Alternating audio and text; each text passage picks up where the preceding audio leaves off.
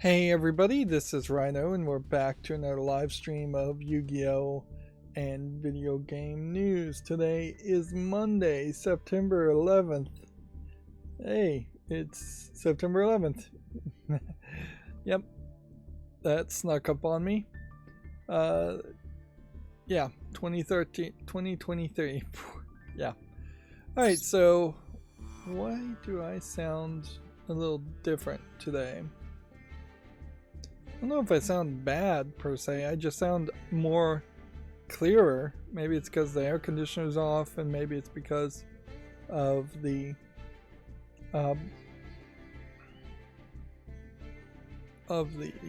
fan being low. But yeah, I definitely sound clearer, hopefully to myself at least, which hopefully means everything sounds fine everywhere else. I'm not getting an echo or anything like that. Maybe I'm leaning a little too far back. That might be part of the problem, is that the microphone may have creeped away from me. Let me just see if I can turn it a little bit closer. Yeah, that sounds a lot better to me. Which maybe I don't need it that loud or that close to me, but yeah, pretty much what do they always say in podcasting? Eat the microphone. You want the microphone basically right in front of your face. You don't want your lips touching the microphone, but you basically want to be spitting on the microphone if there wasn't a pop filter in front of it. So yeah. The other thing that could have changed things is at the end of Friday, apparently there's going to be 2 festivals held in September, or probably more accurately, somewhere around Friday evening, Saturday morning, the power went out in my house for an incredibly long amount of time, hours and hours and hours, just unacceptably long amount of time. And yeah, who knows what we can do about that, but short of just buying a very, very expensive generator. So that gave me the opportunity, instead of being able to upload videos or schedule videos or do anything with my computer, to pull out my Nintendo Switch and play Pikmin 3, which I've mostly played, but I still have probably about 6 more levels in the mission mode to do. And yeah, Pikmin 3 Deluxe is definitely the Switch version of the Wii U version of the original game, is barely enough. I'm not trying to go into solo mode, I'm trying to go into the shop mode, to make it feel like a fully fleshed out experience. Like, there's a lot of nothing, which is better said, as there's very little game content in Pikmin 3's story mode alone. There's basically 5 levels. The levels don't change in any way outside of your control. They get easier if you have to go back to a level for a second day, which you probably will. Like, reasonably, you're going to spend somewhere around like 20 days, 20 different turns playing on the 5 different levels, so each level maybe 4 times, and it's somewhat imbalanced in that the final level is really just a gauntlet level, and there's very little chance that you would be able to beat the final level on the first try. If there was a way to beat it on the first try, that'd probably eliminate 5, and I think there's probably about 5 tutorial levels where the story just kind of ends as the first couple of days. So you wouldn't really be able to do it in 5 to 10 days unless you were a really good speedrunner.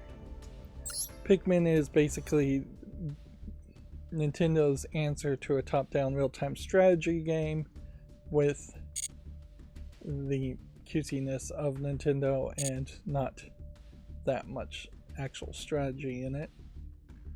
Let's go ahead and open 20 packs here too, otherwise this is going to stack up. We'll see what we got new.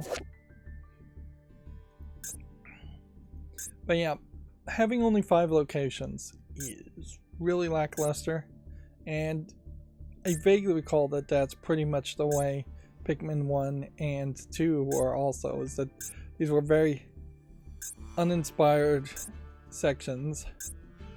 Well, no, I'd say the sections are probably play tested to death and practiced pretty well, but that's probably the problem, where if you think of something like StarCraft or Command and Conquer, they give you just a ton of more simplistic levels to interact with, where Pikmin 3 at least has a tilt-shifted visual aspect to it, and all of the landscape is done very nicely. In Pikmin 3, you're not playing as the main protagonist from 1 and 2, but yeah, the shortness of Pikmin 3, even in its deluxe version, it gives you 35 extra missions, I'm pretty sure, plus a 2-player bingo mode that I can't play because I don't have a second player, plus several other features like a photo mode in which they've hidden murals that don't really mean anything. So you potentially would go into the photo mode. Has this started yet? Apparently it has. Alright, let's start with this then. I'm immediately going to start getting distracted. Nope, this hasn't started yet. This is the 12th tomorrow. And when does this start? The 18th. So, yeah, today is our last day to try to get some extra victories in before, and it would be a tough call certainly to make it up to platinum today. But yeah, it really makes a lot of sense why they're reselling Pikmin 1 plus 2 as it is because 1 plus 2 combined are barely going to get to the length of what a reasonable game should be. And inherently, Nintendo games are more and more revealing themselves as being really short for the Switch. I just don't feel like, certainly Mario 64 120 stars, like, was longer than Pikmin 3 Deluxe, which has 66 fruits that you're collecting. You're collecting fruits instead of ship parts. I thought the ship parts were cute. In the first 2 games, it's a little weird. Or at least in the first game, you're getting ship parts. Maybe in the second part, you're just getting treasures, which are just 3D models of things. But yeah, the focus it so much on fruit takes away some of the creative 3D model designs, and it's weird there's not like a 3D model viewer to go back and look at the fruits after you've collected them. But there is a little bit of that as you're collecting them. But yeah, the fruit's not particularly pretty or interesting to look at.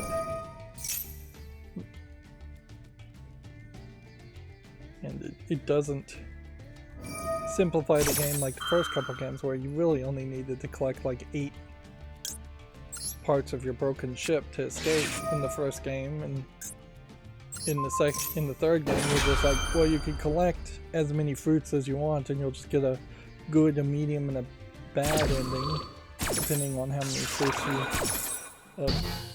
you collect. Pikmin 3 has merged the onions into one, which is a quality of life improvement, so that you are not really having to go to 3 different onions, red, green, and blue, and then potentially have even more onions when you have like rock type, poison type. There is actually a poison type that's white that's not in the game except for in one small place. Why am I over here? What happened there? Yeah, that still haven't figured out how that, what causes that, sorry.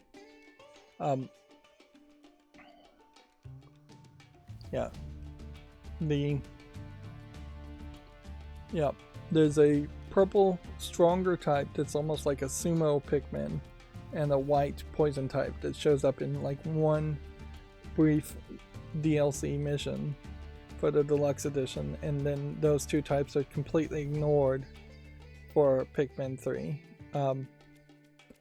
Honestly, I think in Pikmin 4, which I'm not sure if it's out yet or not, you might want to introduce some space missions that might work. Then you could have, say, Pikmin that can breathe without oxygen, and you can have Pikmin that can float in gravity, or something like that. There's also a fairy type purple Pikmin that can fly around. So they're kind of running out of different types of Pikmin you can make, and inherently they could, in Pikmin 4, just not introduce any new Pikmin at all, which would be fine, or only introduce maybe one Pikmin with a new color, and then just focus on having much closer to 120 collectibles, or at least 100 collectibles, which feels about right, instead of 66 collectibles. I'd say Pikmin 3 suffers in that you're swapping between 3 different characters. Pikmin 1, you pretty much, I think, only play as 1 character. Pikmin 2, you can swap between 2 characters. And then, while it's only co-op, so only 2 players can play at the same time, there are 3 different characters that you can play as in Pikmin 3. So Pikmin 4 introducing a 4th character just overly complicates it. Even having 3 characters overly complicated the game. But yeah, it's really hard to say much about it at all. It has like badges, which are pseudo achievements for Nintendo, but they don't seem like they matter to anything. And some of the badges and achievements are just beating the game on ultra spicy difficulty, which, like, I barely enjoyed the game in the first place as on normal mode. Why would I want to frustrate myself and play it then on hard mode to unlock ultra spicy mode? Let's go ahead and activate this first. To just play the game 3 times to justify its shortness. And sure, as an old video game trick, certainly to have 3 different difficulties, so you can just tell just try to play the kid to play it 3 times. But all the difficulty does is like reduce the amount of Pikmin you can have and increase the health of the enemies. So it's a very, very basic style of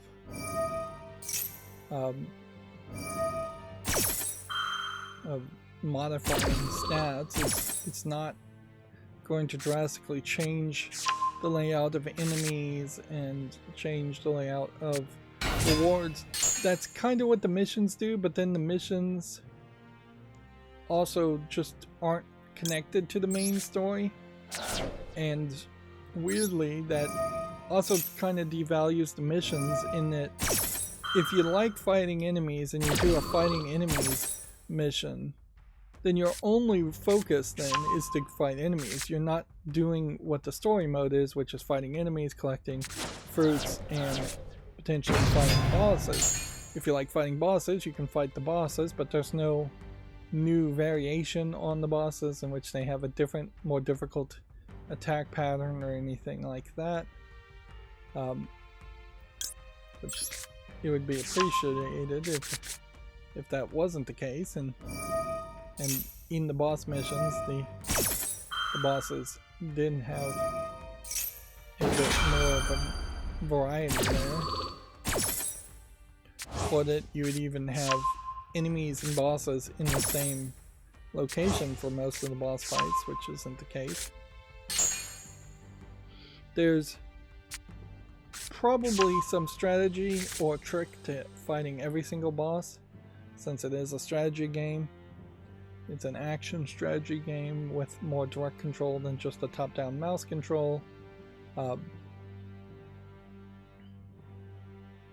There's some superficial outfit upgrades you can get throughout the game that will just make your main controller character immune to taking damage, but your Pikmin never upgrade. I think that might be a good move, certainly with Pikmin 4 too, is that the Pikmin would have a new way to upgrade, sort of just improving the flower on their head and having a little bit more health and maybe being able to respawn. I never really actually saw that if a fully flowered Pikmin died in Pikmin 3 that it would leave a deep flowered version of Pikmin, which I'm fairly certain that's exactly what happened in Pikmin 2 and Pikmin 1, so it seems like they've kind of changed the rules on you.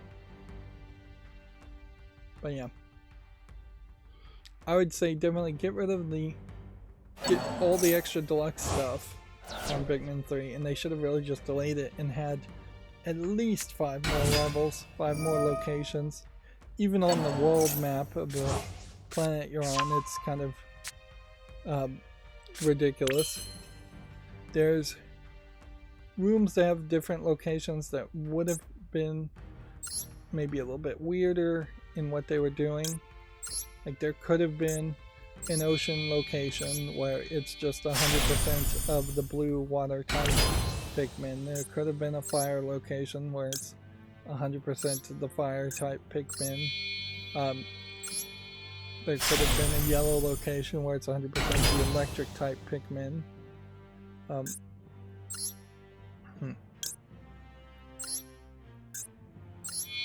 If they had gone through that for each of the type of Pikmin, then that would have been at least 5 levels at that point, and it would give you a very nice place where you could go and refill your resources. Like the fire type location assumedly would let you refill your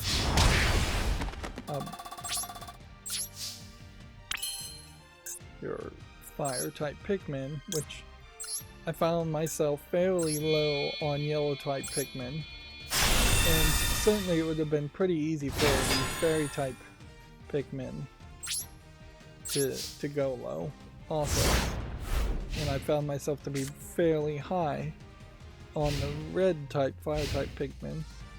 Now notably, there are a few places where you can throw in a red type into a bowl, then it will spit out a different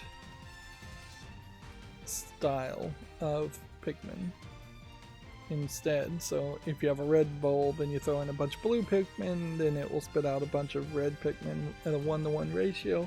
But there isn't even a really good place there to transfer that.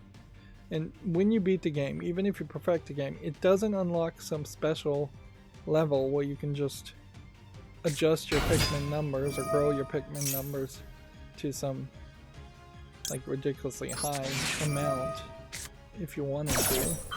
Instead, the game seems to be very focused on online leaderboards and things like that, and so they've eliminated gameplay sections that would have been really fun for kids or me, or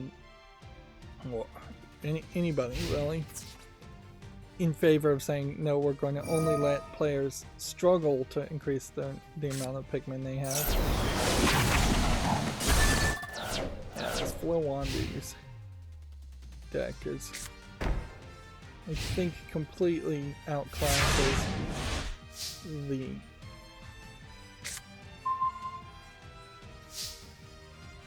Zodiac Tri-Brigade deck. We'll see. See if there's anything I can do here.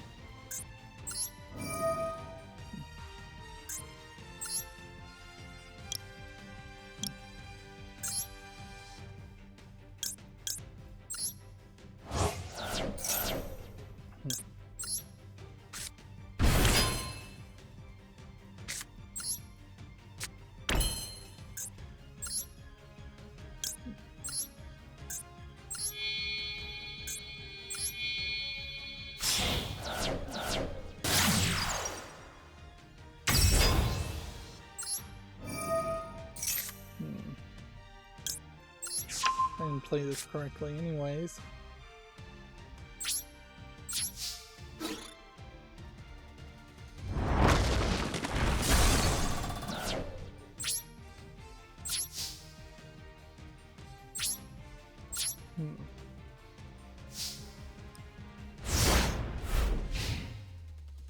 So yeah, I'm really hating in general that Nintendo Switch games seem to, in particular, you'd be very short. Like, I don't know if this isn't really just some false memories on my part, that when I was younger I just had less time than I really thought I did, and I felt like I was spending more time playing video games than I really was. I may have been trying to get the platinum medals in the missions, which there is a whole mission system around all of that too, so that would be fairly believable that maybe I was trying to get platinum medals, which some of the platinum medals on some missions super easy to get, like the boss fights, which just you have to figure out the trick and the strategy and move relatively fast, whereas some of the other missions are incredibly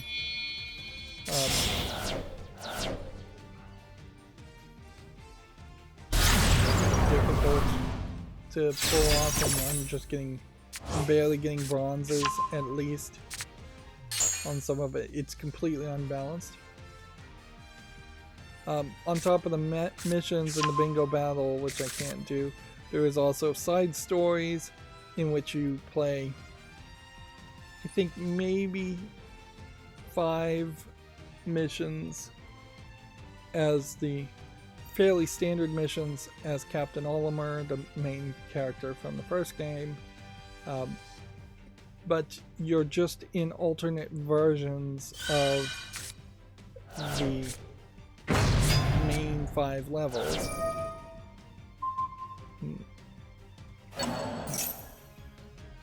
And then there's a second side mission where there's about 10 missions, side story, where there's about 10 missions, but some of those levels, again, it's just the main 5 places, again, for a third time, which isn't terrible,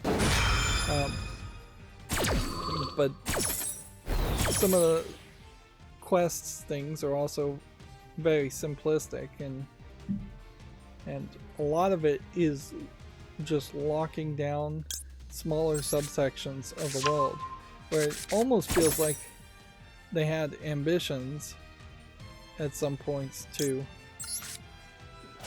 actually have a fully open world and just block off some sections, which would be the right way to take Pikmin. Certainly is that you land on a crash site, and then there are several landing sections after that once you unlock a new landing section, you can start in that area. But if you're halfway through the day and you've cleared out the edge of this giant circular map, then you can start working towards another location and make progress throughout all of that. Even the day-night mechanic maybe needs to be addressed, and that the days maybe shouldn't just end, but that does keep things somewhat controlled, but in a bad way in a lot of times too, because there were definitely levels I did where I would fail fairly quickly and then just restart the day, or I would fail pretty miserably at the end and restart the day. One of the side stories is literally you just have to get two characters to meet each other. So it's not very Pikmin-esque at that end point. Some of the other side missions are also fairly simplistic.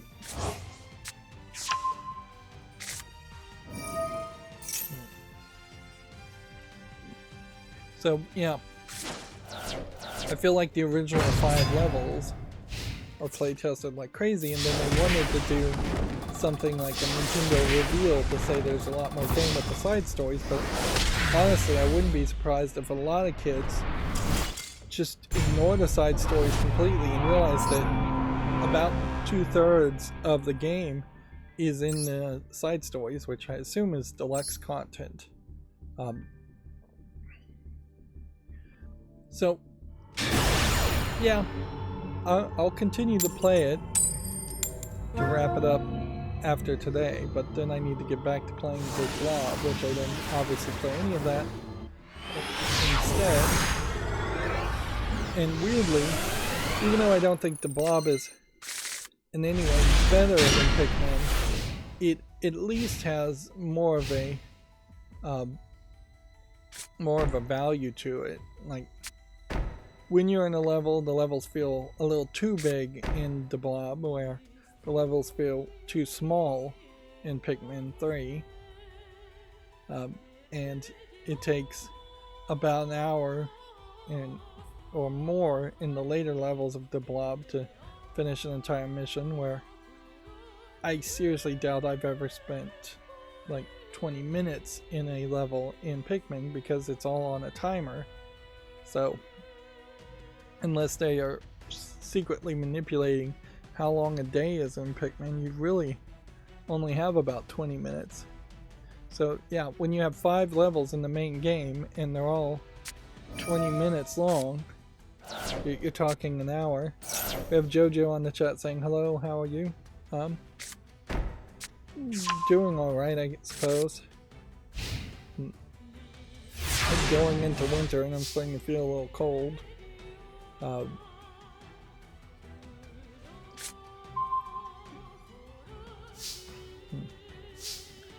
Busy, as always, and perpetually falling behind on accomplishing things, as always. So yeah, but it's kind of impossible to not recommend playing Pikmin 3 Deluxe if your kids particularly play Pikmin 1+2 when that comes out and enjoy it. It's more of the same, which definitely makes a good amount of sense to buy it there. And the same is true for like Pikmin 4. I'm sure it's going to be more of the same. But I do have a real concern that with the next Nintendo console, we're going to see a fairly high amount of either remasters or short, low-effort games from Nintendo again. I would hope that there's more ambition, longer games, things that really take a lot of time. Even when you get to like Mario Odyssey though, which was the launch title and thus really needed to be a longer experience. Like Mario Odyssey really allows you to kind of stop after you've seen the credits if you want to. And there definitely were some more challenging collectibles and things in Mario Odyssey that I didn't bother to go with. But yeah, I'd have to, let's see if we could maybe do some research here, and let's see if we can get an answer to the number of levels in Mario Odyssey. I tried to do a type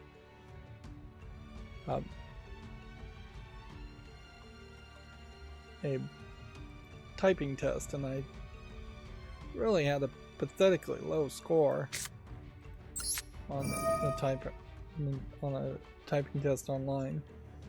I don't think my keyboard's particularly helpful, nor are my old fingers with arthritis and helpful. I got like 16 words per minute, 1/6, which is just way too low from what I used to be. I think I was somewhere closer to 80 words per minute. That sounds a little high, but in general, the whole thing sounds really high. But you could type an entire word in a second, but you really can. Seconds are actually pretty long amounts of time. Humans just don't speak or talk in the vein of nanoseconds or microseconds.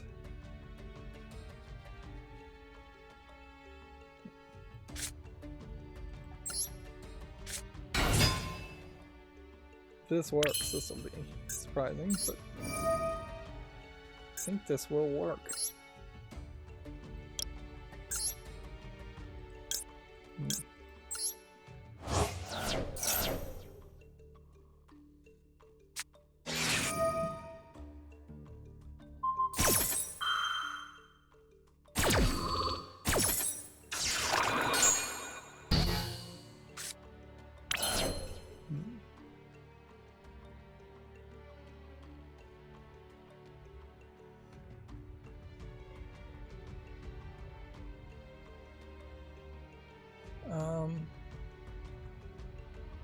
Canceled it. Darn it. Oh well. Can't do anything more, so we'll end the turn there. So, yeah, the Cap Kingdom power, the Cap Kingdom, the Cascade Kingdom, that's 2, Sand Kingdom, the Light Kingdom, 4, Wooded Kingdom, Cloud Kingdom. So, just, if Pikmin 3 is effectively, if you just had the Cap Kingdom, the Cascade Kingdom, the Sand Kingdom, and the Lake Kingdom, like just, and maybe the Wooded Kingdom, just these first 5. And arguably, I would say, in Mario Odyssey compared to Pikmin 3 Deluxe, which is just a re-release of an older game, so it's kind of unfair to compare it, but it's fair enough. Like, I would say each of the Pikmin 3 locations is in square footage about as big as each of these locations is. There's a lot more density and the scale is different certainly, but it's not too different. So there's a 1, 2, 3, 4, 5, 6, 7, 8, 9, 10, and I don't know if I even saw the dark side of the moon or darker side of the moon. Those might be somewhat special chase levels. But yeah. I'd say Mario Odyssey is about 3 times as large. And to even get to the Mushroom Kingdom, you need 104 collectible power moons. That's to say nothing of like the purple coins to find power moons, or the purple coins, the coins to buy outfits, or anything like that, compared to 66 fruits. Plus there's a whole hint system, which you don't really need a hint system in Pikmin 3, but yeah. As a rough comparison, it is incredibly second tier as far as the focus of Nintendo was. even in its day, Pikmin has always been second tier. I'd say even the new Kirby game, Forgotten World, which goes in that same direction, like Kirby has a lot more levels and a lot bigger levels than Pikmin 3 does. So maybe it's not that big of a concern that new games will be short from Nintendo in the next console, and just as far as new games go, but it is very possibly a concern that we'll just get more re-releases. See, arguably, I wouldn't be surprised if we see Pikmin 1 plus 2 getting sold and bundled with Pikmin 3 Deluxe, and possibly even Pikmin 4 as one expensive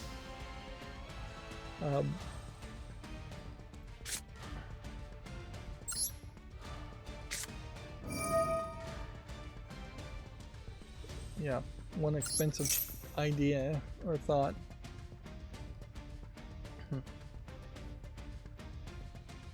Feel a little lightheaded. Yeah.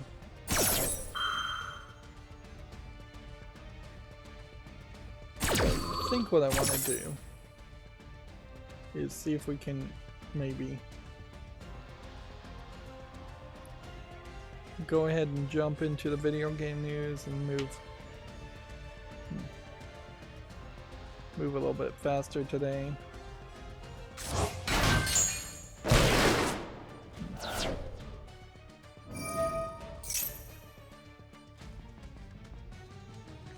One of the developing stories here is that there's speculation that Embracer Group is considering selling off Gearbox software after they just purchased it a couple years ago. There's an update here saying Gearbox has reportedly told staff that there are many options under consideration after the studio was put up for sale, including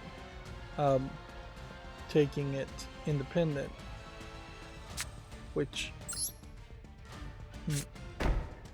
Randy Pitchford still somewhat involved with that, although he's done a very good job in the past few years of staying quiet and not causing controversy. I wouldn't be surprised if in another transfer that Randy Pitchford somehow is eliminated from the picture completely. Does getting rid of Randy Pitchford solve everything? Probably not at Gearbox.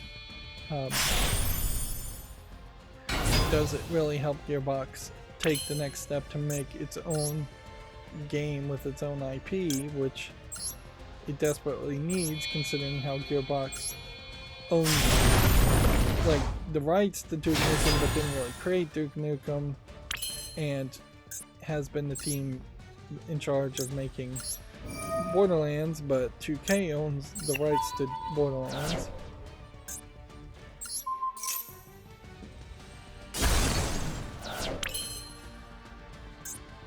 So, yeah. And with that, Gearbox has been around for a fairly long amount of time without anything that it owns itself, which is often the problem with development companies. I definitely saw an argument saying that a lot of California people who were in tech that moved over to Texas are now starting to regret it with the massive amount of heat problems and high property taxes. Even though there is no sales tax in Texas, there's actually very high property taxes to make up for it. And honestly, these kinds of schemes to bring in new business to a region have to be really well implemented for them to actually work. Otherwise, they often just turn into like bait and switch things. And single industry schemes honestly just don't make sense in the first place. It's like when politicians say they're going to bring back auto manufacturing to Detroit. That's ridiculous. It's not going to work. They need to bring a massive amount of different types of jobs and different types of industries, so there's some stability there, and the economy, the local economies of a city or of a state would be inoculated against massive swings or single companies or 2 or 3 duopolies or triopolies shutting down or union busting or something like that. I did hear that they supposedly found a huge amount of lithium in a volcano in the United States, which, the question certainly, lithium is about the most valuable thing at the moment you could find, but also there's a question about whether you could still not just cheaply mine lithium in some other country still. Cheap, or if it's all just a lie in the first place. Problem with any kind of deposit find is that you can only so much speculate how much is there and how easy it will be to get it.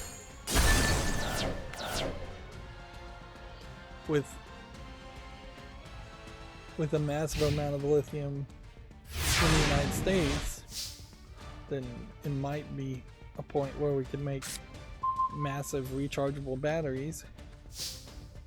But I also wouldn't be surprised if, with globalization, it all just gets shipped around the planet multiple times and only benefits a few billionaires. Another thing I wanted to mention about playing on the Switch is that I didn't have, at the time, the ability to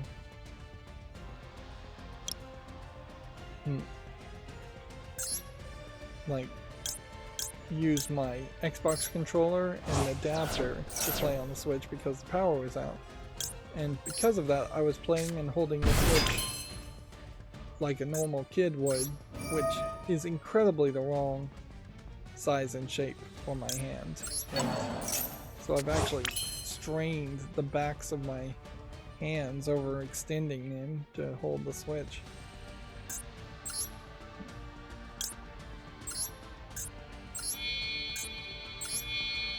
So, a little bit of pain too.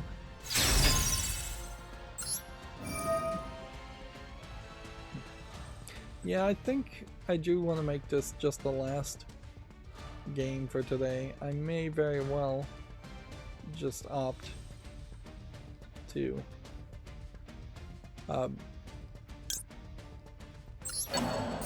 play some Yu-Gi-Oh! Off-stream.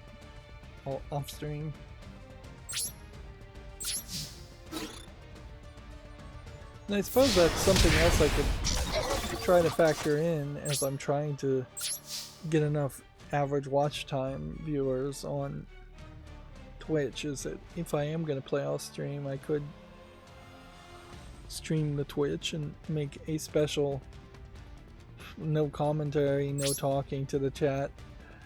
I'm just playing, but even that wouldn't be very pretty, honestly. It would be very, very ugly as I just lose attention halfway through playing a game and get distracted and will just surrender even more than I do when I'm live streaming. Apparently, September 12th in Japan, it's already September 12th, 25 years ago was when Pokemon Yellow first launched for the Game Boy, which wouldn't be the most recent, the first Pokemon game. It would be the first second generation game, I believe, after Red and Blue. Oh, I saw on Hulu that movie The Menu is available to watch. And yeah, I wanted to watch that. It's an interesting kind of weird flick of a crazy people going to a crazy fancy dinner, and then everybody ending up getting killed. Slight spoiler, I guess. I don't know if it really has any more commentary or anything to say other than that. And weirdly, I don't know if this was ironic or not. Like, there's a point where this, like, Michelin star perfect chef crazy person was supposed to be going back to his roots and making a cheeseburger. And maybe I'm too much of a foodie in my own opinion, but I think maybe jokingly they had him make a cheeseburger poorly. All the other foods are definitely jokes. You can barely even call them foods. But when he makes the cheeseburger, he's got a griddle, and he takes the meat and then smashes with a spatula the meat down to be flat, which in my book is a big no-no. You just don't do that. You roll the meat lovingly into a ball, warming it with your hand and congeal it. Then you press the center of the meat with your thumb so it's slightly thinner than the outer ring part. That way you don't end up with a high chance of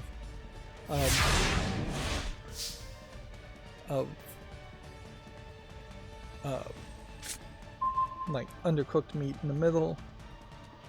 He puts like onions on the burger, then flips it over so the onions are directly on the griddle, which I probably would burn their onions too much. I'm not sure. I don't eat onions on cheeseburgers. He puts like 4 slices of American cheese between 2 patties. The buns are weirdly square, like almost like a Wendy's piece of meat, but the bun is square. And he lets the cheese on the cheese burn on the griddle, which, yeah, kind of want to avoid that too. And then he doesn't really dress it with anything else other than onions. So, yeah. I think maybe that was the joke, is that while this was supposed to actually be the most simplistic, basic thing that you could cook out of a passion for cooking, which the chef had lost, in reality, he's just forgotten or never knew how to actually cook a good burger. Okay. Let's see how this goes.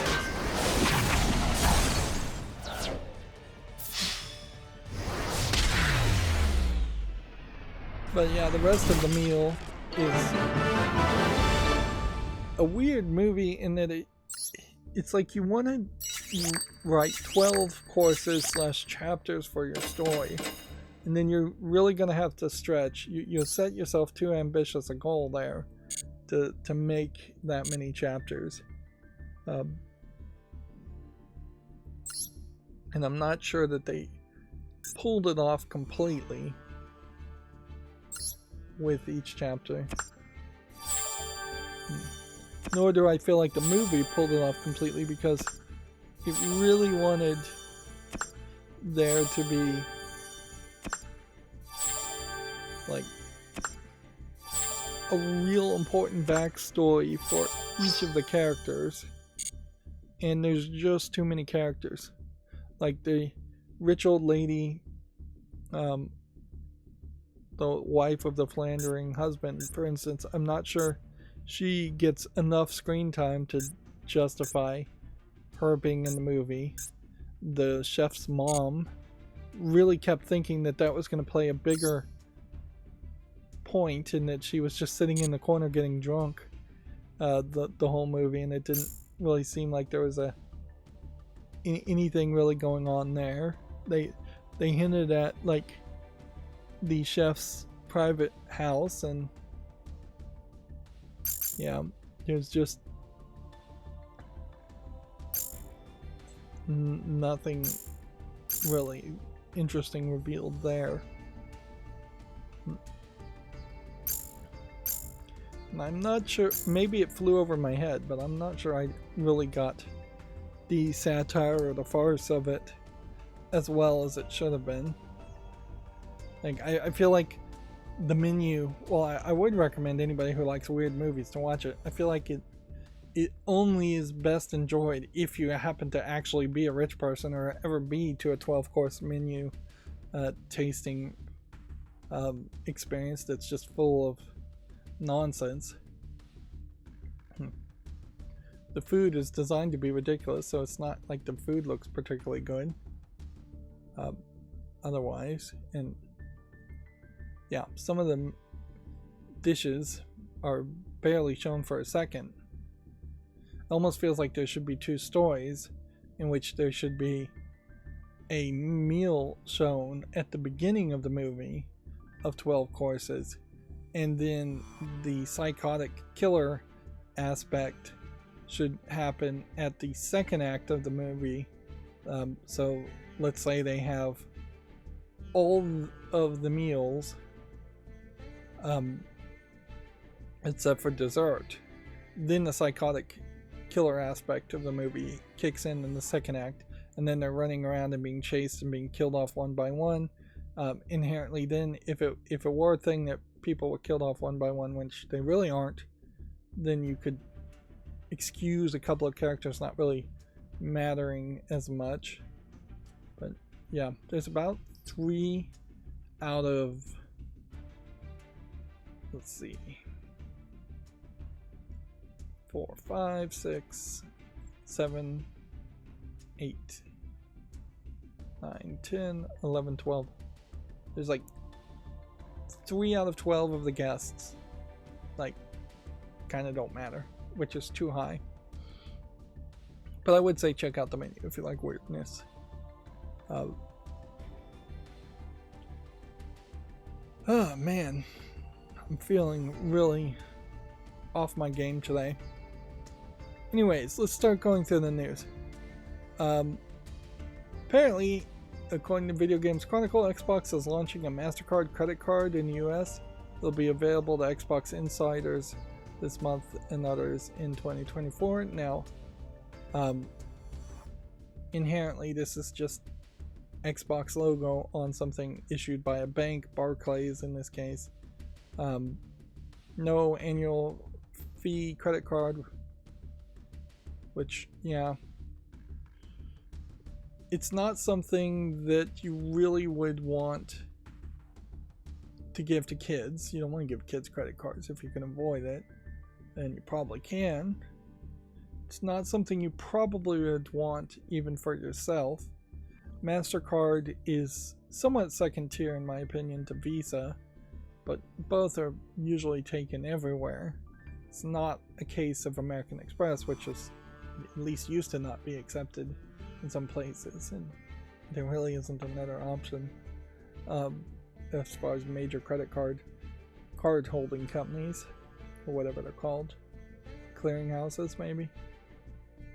You earn points with every purchase and redeem those points on games and add-ons, which inherently you can get a decent credit card that will give you somewhere between 1.5% to 5% on all purchases, which is good for real people living real lives, paying real bills, and buying real things outside of just focusing on getting points for video games.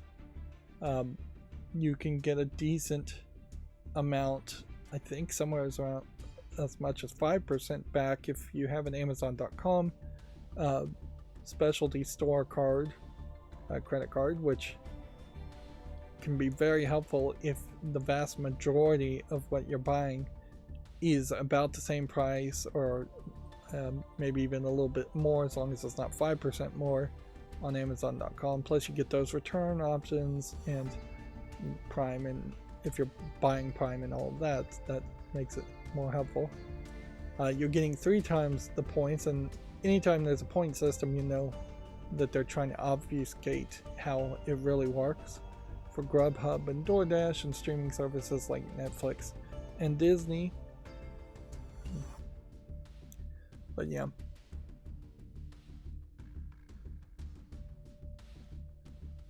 There's, let's see, first purchase, you get a $50 value of 5,000 card points. And then the real trick on credit cards is, unless you absolutely, and I mean absolutely, can pay off the total balance through automatic pay every single month, so it does not carry a balance over, you are going to be inherently screwed over with a 20.9% to 31.99% annual, what is it? APR rate. I'm not sure what APR stands for. Which, yeah, that will add up very fast and lead to your doom. And inherently, you are just better off avoiding using credit cards if you can't pay off the amount. And a lot of people definitely are living paycheck to paycheck. It's stupid in the United States, the way the economic system is, that you should have lines of credit and you should have credit cards and to build up more of a credit score and more lines of credit, but you should minimally use a credit card too, or you just don't want it to be maxed out every month, even if you are paying it up. You kind of want it somewhere, I think around 80% is what they suggest each month, to try and convince the credit card people to give you a line of credit increase. But very often you won't get a line of credit increase. Instead, you'll just have to apply for a different credit card, and it's just to get more credit, and it's all ridiculous. It's a real dumb system, all of which pivots on a needle's point of you keeping the amount of income you get each month the same or increasing it, which nobody knows when a business goes out of business or when you get fired, and you can't live off credit cards for very long in that aspect. And that's a shame, that credit cards will definitely give you more than like unemployment would, as far as a way of trying to cover a gap. But yeah, the whole system is rigged against poor people. Inherently, rich people don't get credit cards and don't need credit cards. They just get free loans or very low loans from banks or their friends in massively larger amounts of money.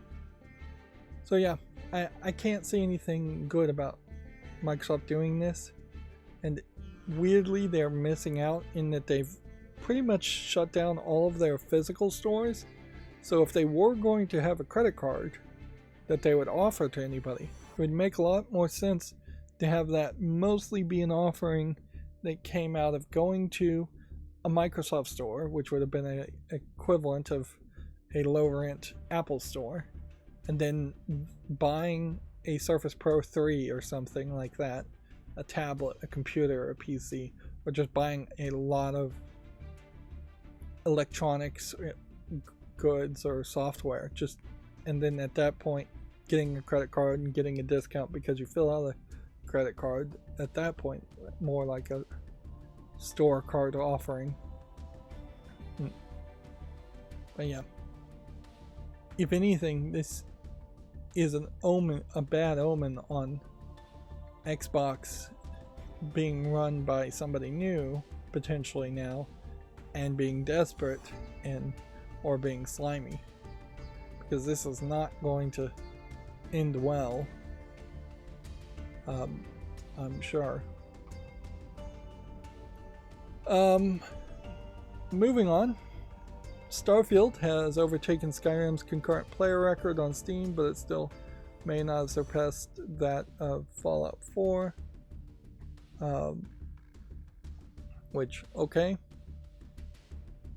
Now, inherently, it's not much of a comparison as you might think, though, because let's face it, Skyrim, in its initial form, would have been like an Xbox 360, PlayStation 3 console release, and not inherently mostly played by people on PC or Steam.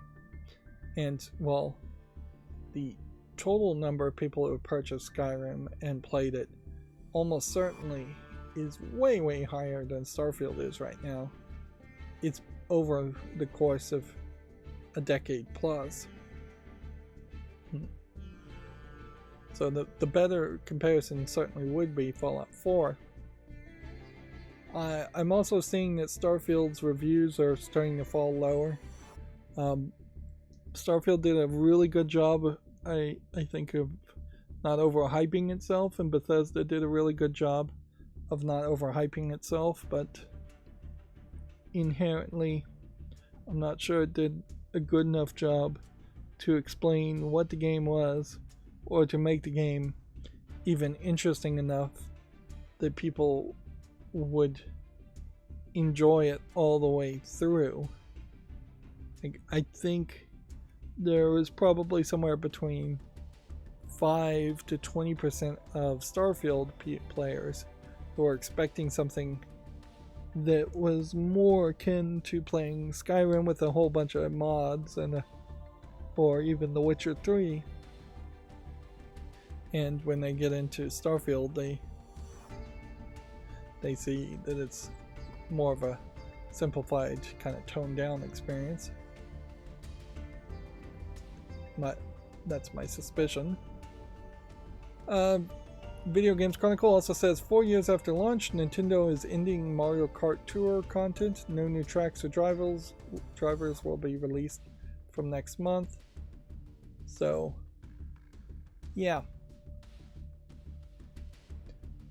The suspicion is definitely that Nintendo's going to announce a new console early 2024, not this Christmas season.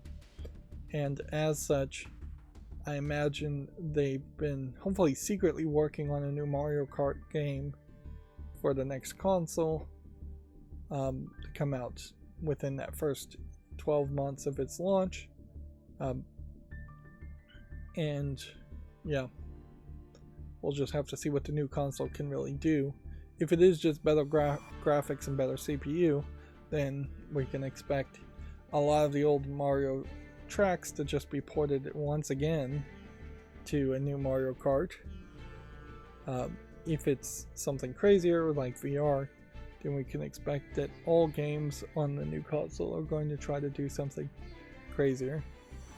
Inherently, you can't add that much or do that much to Mario Kart. You've already got all the characters. You can't introduce too many new characters. You've already made a bunch of tracks that, to the point where adding a new track isn't really going to change that much. You've modified what the types of vehicles are to gliders and other things, so unless you're going to heavily try and have boat races and just flood all the tracks, or airplane races and just have all the tracks in the air, I don't know what else you could do. You could try spaceship vehicles, but it's all got to play well, it's all got to control well. I could see one level where you're in a spaceship zooming around the gravity of planets and things like that, but not a whole set of tracks around it. We definitely are getting to the end of new content, I think, for the Nintendo Switch, though. Let's see, GameDeveloper.com has an article here. Roblox is going to debut an AI chatbot, allow USD payments on the creator marketplace. One game tried to get on Steam, and it was going to have a little feature in which it connected to a ChatGPT instance. So in the game, you could talk to ChatGPT and ask it to create things, or pretty much just create things. I don't think it integrates any further than that. You would just talk to it, ask it to make something in a text-based form, and it would spit out that text-based form. And Steam said, well, we don't understand the laws, and nobody really understands the laws as far as AI generated content and the potential of having a DMCA copyright happen based on user generated content based on ChatGPT could be legally problematic.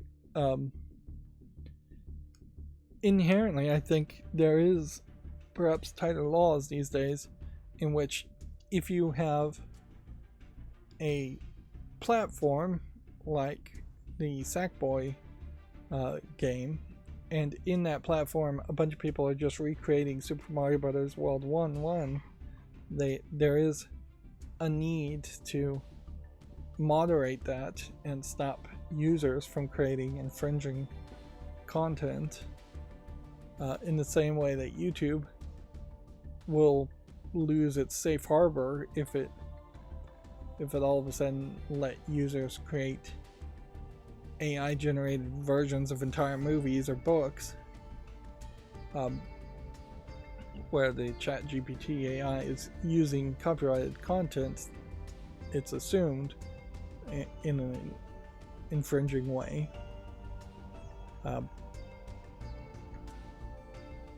There's really never a good story around Roblox, and yet it still seems to be incredibly popular, which maybe this is a thing where mainstream video game journalists just don't get the kids, and the kids love Roblox, or maybe they just talk about Roblox way more than it actually is relevant. Like, I've never had a kid talk to me about Roblox. I'm still hearing about Minecraft for the most part, and yeah. But Roblox certainly doesn't help themselves by chasing trends with AI chatbots or creating a marketplace. Oh, to finish my story though, yeah. So the game was rejected from Steam because of the AI ChatGPT feature. Then Tim Sweeney came out for the Epic Game Store and said, we would embrace your game and allow it. And by making that statement, then the Epic Game Store became flooded with a bunch of AI generated garbage games, basically asset flip games, which just makes Epic Game Store look worse for him saying anything in the first place. And then eventually the game just removed that feature and was allowed on Steam anyways. Here's the report. The Embracer might sell off Gearbox 2 years after it was acquired for $1.38 billion. It would be interesting to see who would acquire them, per se. You would think maybe 2K would acquire them if they wanted to, but I'm not sure 2K even cares to acquire them.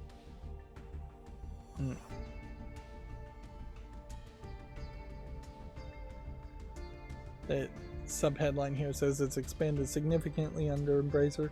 I would argue that I don't believe that's really right. I think Gearbox actually expanded before Embracer acquired them, and I think there's a decent chance that Gearbox is overinflated, in that there are 2 or 3 Gearbox studios in Canada and other places that have Gearbox on the name but really haven't proven themselves as being a group of talented people. They really haven't done anything or put out any game since these studios have been started, and that's ignoring the TV movie production studio aspect too.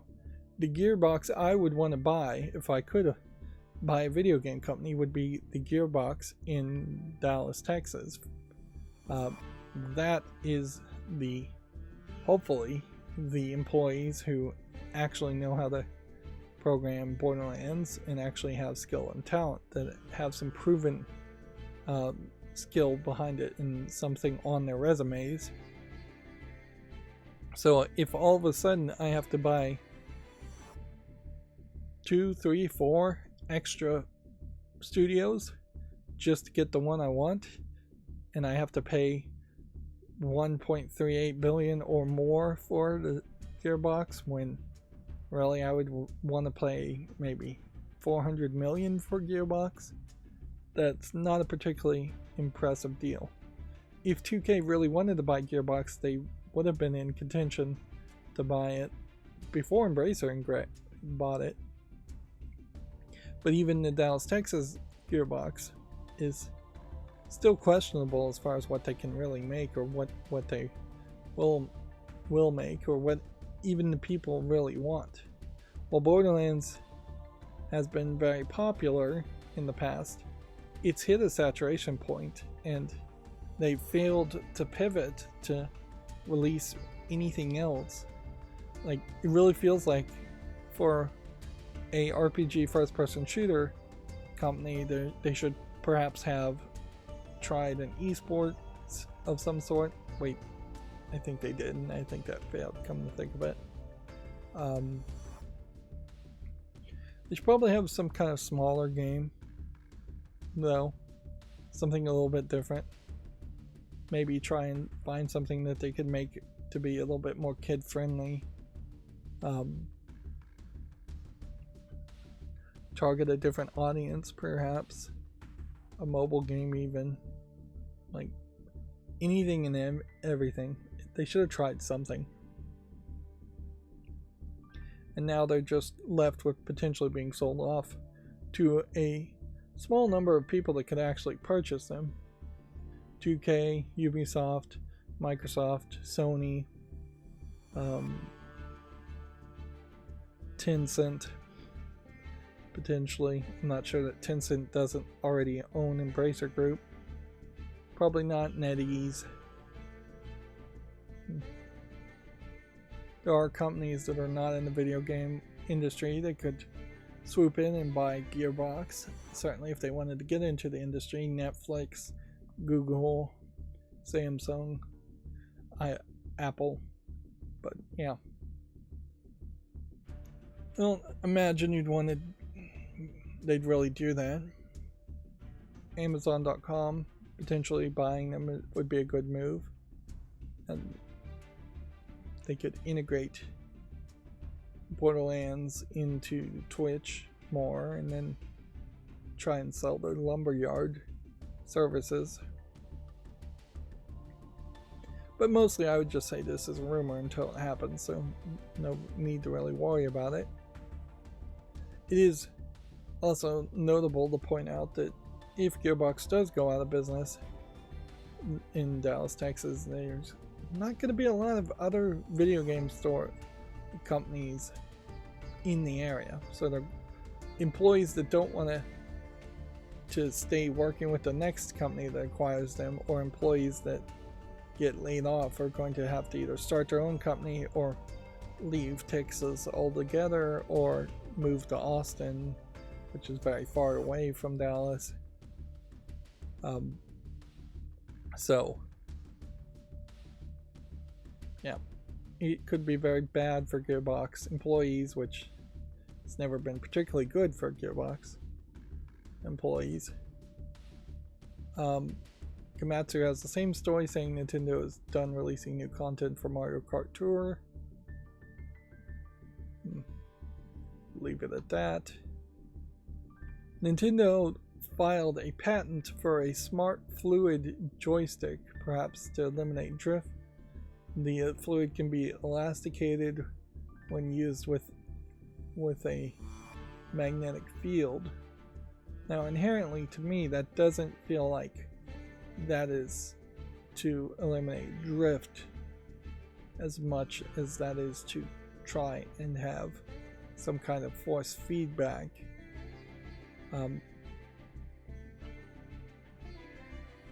I'd like to know what kind of fluid this is, because at a certain level it almost feels like it's some kind of polymer with iron on one side of its protein chain, if I was to shoot out a wild guess or spout nonsense. Take your pick. But yeah, it is a little surprising we don't have analog sticks that have more force feedback to them, but also I'd imagine that might be an accessibility nightmare that would be an option people would have to turn off. The Joy-Cons here, you can see why my hands potentially hurt as far as just how small and close the buttons all are on Joy-Cons. You never really have a good place for grip either on the Joy-Cons. Now, inherently, you don't need a magnetic fluid or smart fluid to avoid drift. You would just need magnetic sensors, Hall effect sensors, on the analog sticks, and that's it, really. And honestly, you could fix a lot of it with just a software dead zoning or calibration. Although at a certain point, if you're physically breaking the plastics, which a magnetic fluid really wouldn't fix, or smart fluid wouldn't fix, if you're physically wearing down the plastic components, nothing's going to really fix that. And weirdly, it seems like this probably is an indication that Nintendo has not taken any level of commitment towards repairability or replaceability, because it would be so easy to maintain a very cheap price point on the analog sticks and just allow the analog sticks to be replaced. Particularly on the Joy-Con, you could have basically a plastic coin cell style battery cover on the back of these Joy-Cons, or you don't even need that. You could have a way of removing the analog sticks pretty easily and replacing them yourself, and just sell replacement parts. Just have it so it's on a non-solder contact pad when it's screwed down to make all the contact points, and be done with it.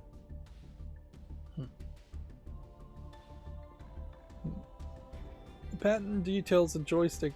Inherently, also, it's important to point out patents are often made by companies, Nintendo is not above doing this, to stop other companies from making something similar. So they may never intend to actually act on this patent, and they may simply be trying to stop other people from making something similar.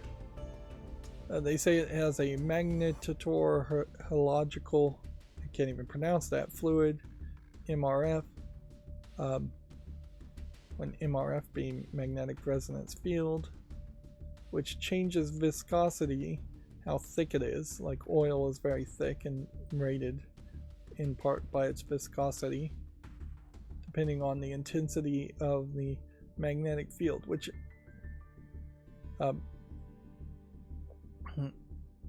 really feels much more like something you do with force feedback. So when you're pushing a boulder up a hill, it feels like it's harder than if you're just walking forward. In practice, it means whenever a player moves the stick with their thumb, the fluid will thicken to build resistance. The resistance will let the stick return to its original position once the players take their thumb off of it.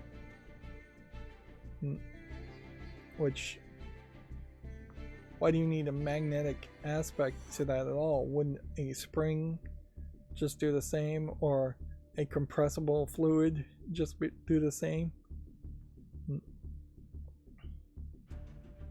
Springs, I guess, wear out, but fluids do too.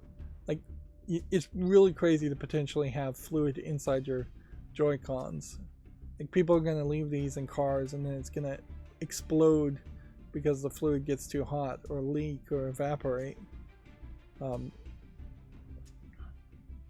We already have fluid in our batteries, which is crazy, or somewhat fluid, like battery acid. This sounds similar to Hall effect sticks found in some third-party peripherals that use magnets to detect movement. Because they have no connecting parts, stick drift is not an issue. I don't know how it sounds similar, just in the fact that magnets are involved. According to patent, the speed of return of the operation element is to the initial position. It can be made faster by the controller using the magnetic resonance field, I assume. In addition, it's possible to achieve both presentation of a feeling to a user by the operation element and an operation of the operation element returning to the initial position. I think that is a very weird way of saying that they think this will fix stick drift and it will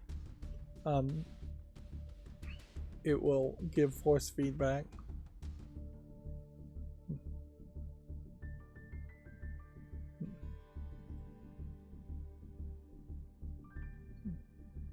Well, yeah, it'll be interesting to see what happens. Now, there is a thing, I think, in the US patent system where you can try and delay the announcement in the public knowledge of a patent for some amount of time. Probably can hide it quite a bit if you're doing some kind of top secret work, but for your average Nintendo company, I suspect they can delay it until just about the time they're going to be announcing something. So it's not out of the realm of possibility that we will see the smart fluid joystick in the next Nintendo console, but it's also very possible that they are just patenting things for willy-nilly reasons and they're not going to do anything new. And I wouldn't be surprised, since the Joy-Cons are detachable, if they very well have the next Nintendo console still work with Joy-Cons. And that's one of the big questions, certainly, is will there be a new controller? Will they be detachable like Joy-Cons?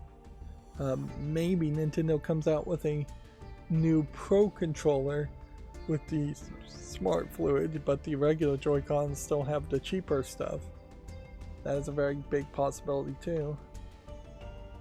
Moving on, Gotham Knights has been rated by the ESRB for the Nintendo Switch, which is extremely questionable why you would bother to port Gotham Knights, but obviously publishers and developers just go on these railroad trains where they have contractual agreements to bring things out on certain consoles, even if it makes no sense at all.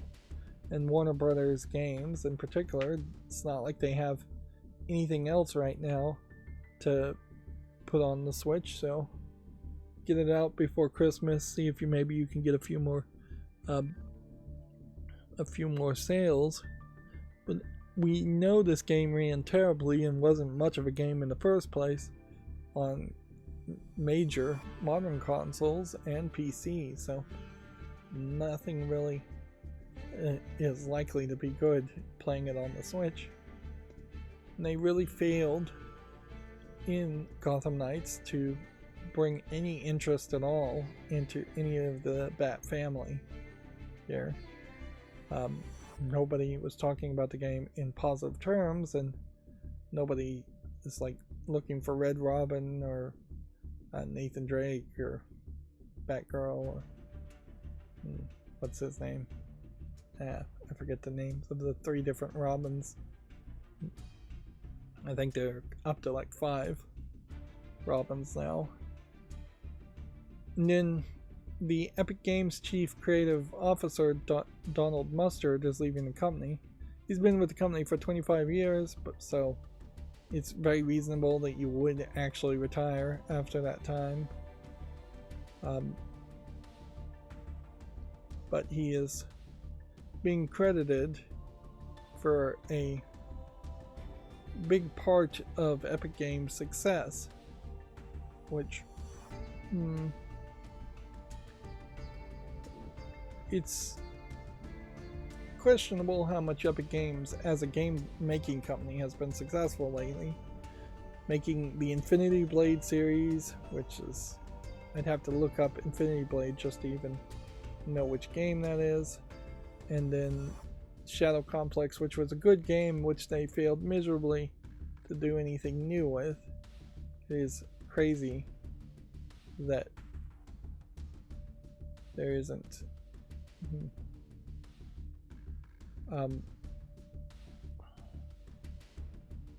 Infinity Blade. Yeah, I think this might be a mobile game. Yeah, platforms, iOS. So you have a small iOS game, and you have Shadow Complex, which they left it on a decent cliffhanger that they could have made a new Shadow Complex just a couple years after the first one came out, and they didn't at all. The only reason I even made an Epic Game Store account was to play Shadow Complex or get Shadow Complex for free, and in the end I still ended up, I think, getting it on Steam.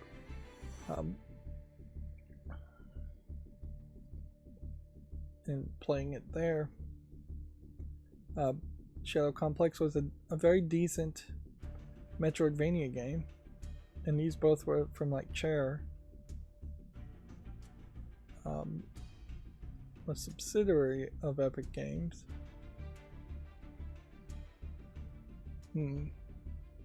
So yeah, it's questionable whether he even had any big hand in Fortnite.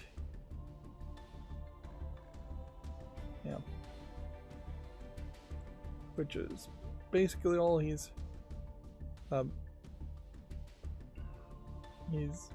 referencing here with the screenshot.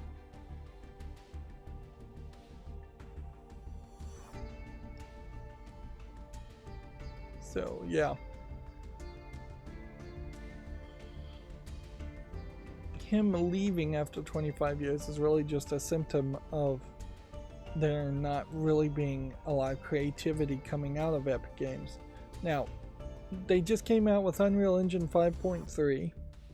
So the Unreal Engine, which is the cash cow for Epic, is still selling well and doing an amazing job, and it's not fair to completely ignore the fact that the Unreal Engine is getting better and better with every new implement, every new update, and that the vast majority of games that are using a third-party development software are probably using Unreal Engine of some sort.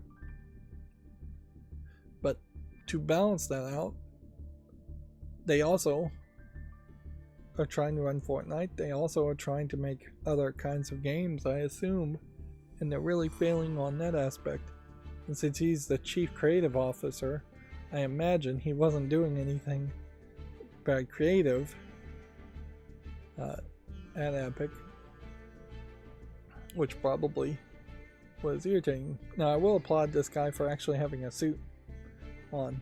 It's so often that we see pictures of people in the video game industry, and in this case Video Games Chronicle can't even find a single picture of the person dressed nicely in any way. This feels like he was probably given some kind of award and was wearing a proper suit and tie for that reason.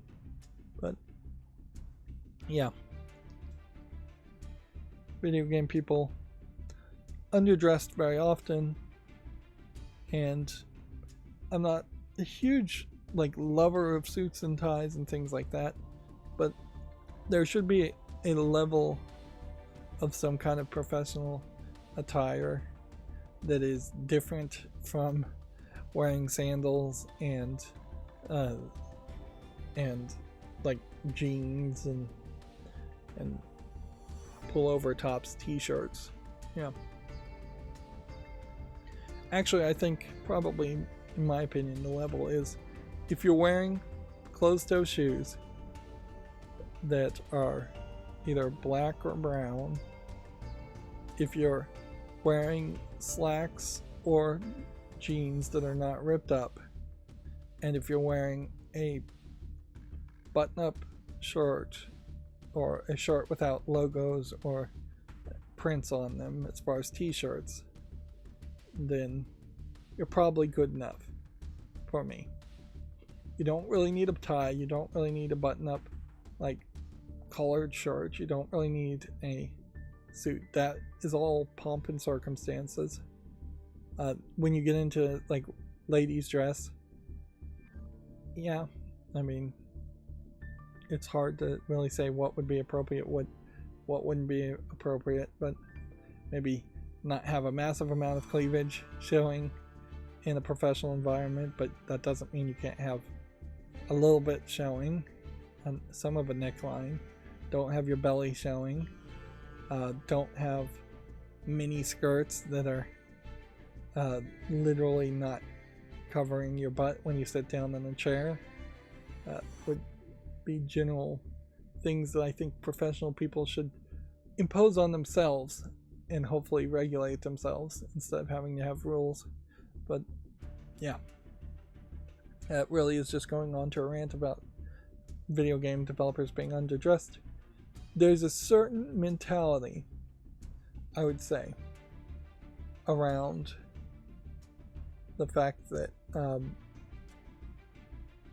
when you are a little bit out of your norm, a little bit uncomfortable, and clothing shouldn't really be uncomfortable, but if you're just a little bit aware that, hey, I'm dressed a little bit more professionally, there's a certain thought that they might act professionally. Of course, this is also what teachers told students all the time, and I think a lot of that was often BS and just ways to harass students for being different, or ways to harass the minority students while ignoring the majority students, the white kids, from doing the exact same thing or worse.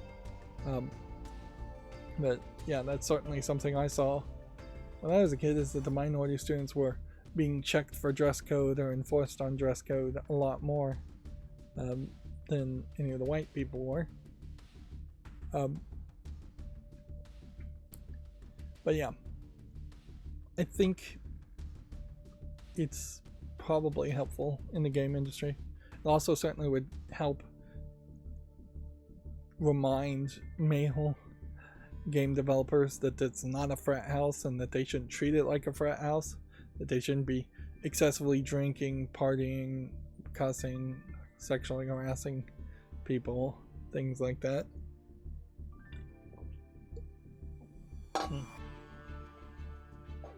Yeah, we desperately need to make leaps and bound progress, in my opinion, as far as getting more women in general into video game development or just science and technology in general. And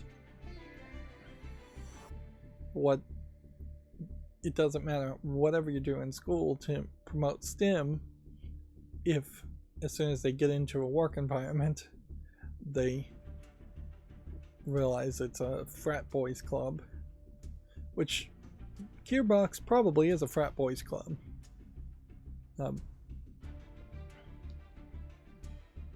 Well, nothing big happening on Steam today,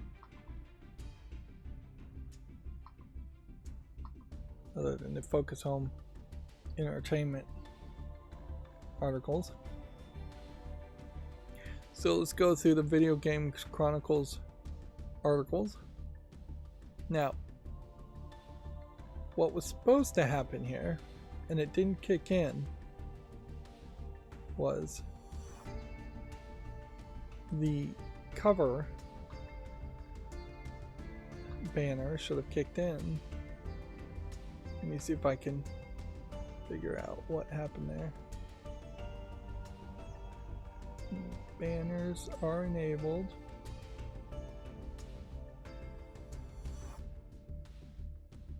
This is enabled.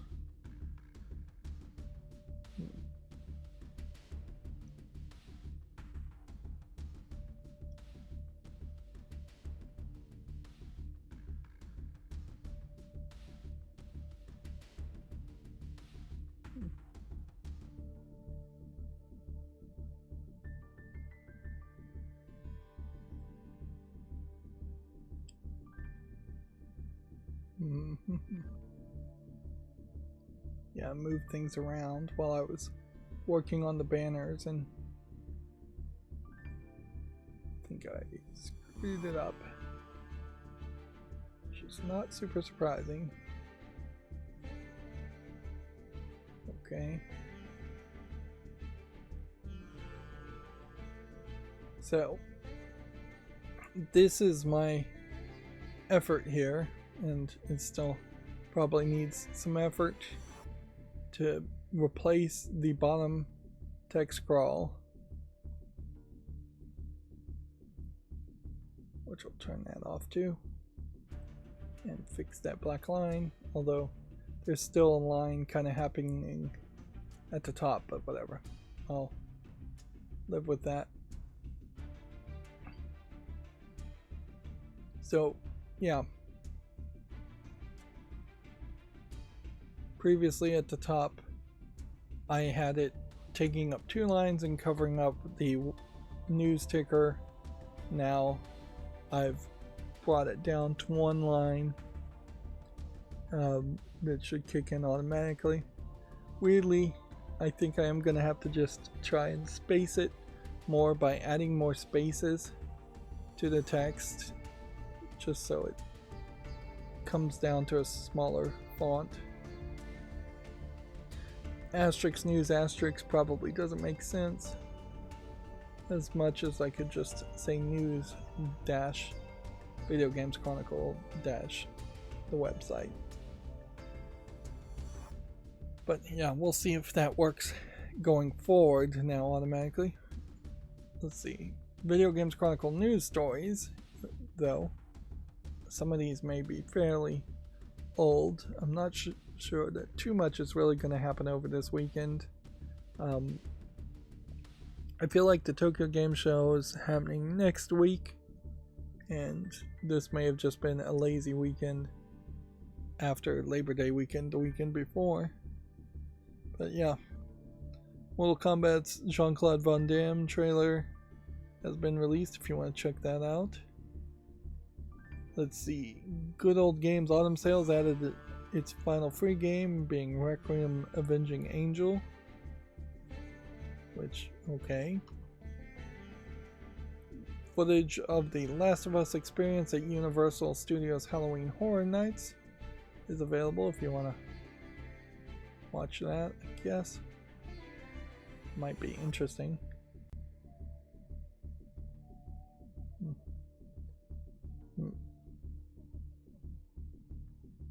Let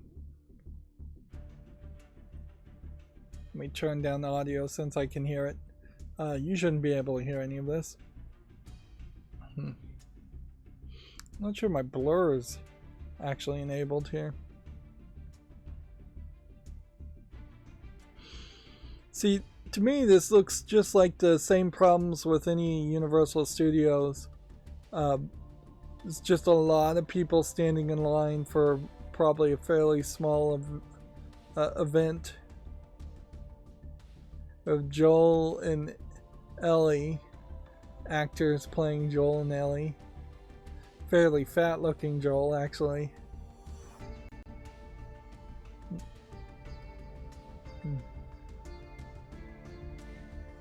So they're saying it smells like mushrooms, and then there's just a bunch of strobe lights and a bunch of actors dressed up as the monsters in Last of Us. But yeah, you can barely even see anything here.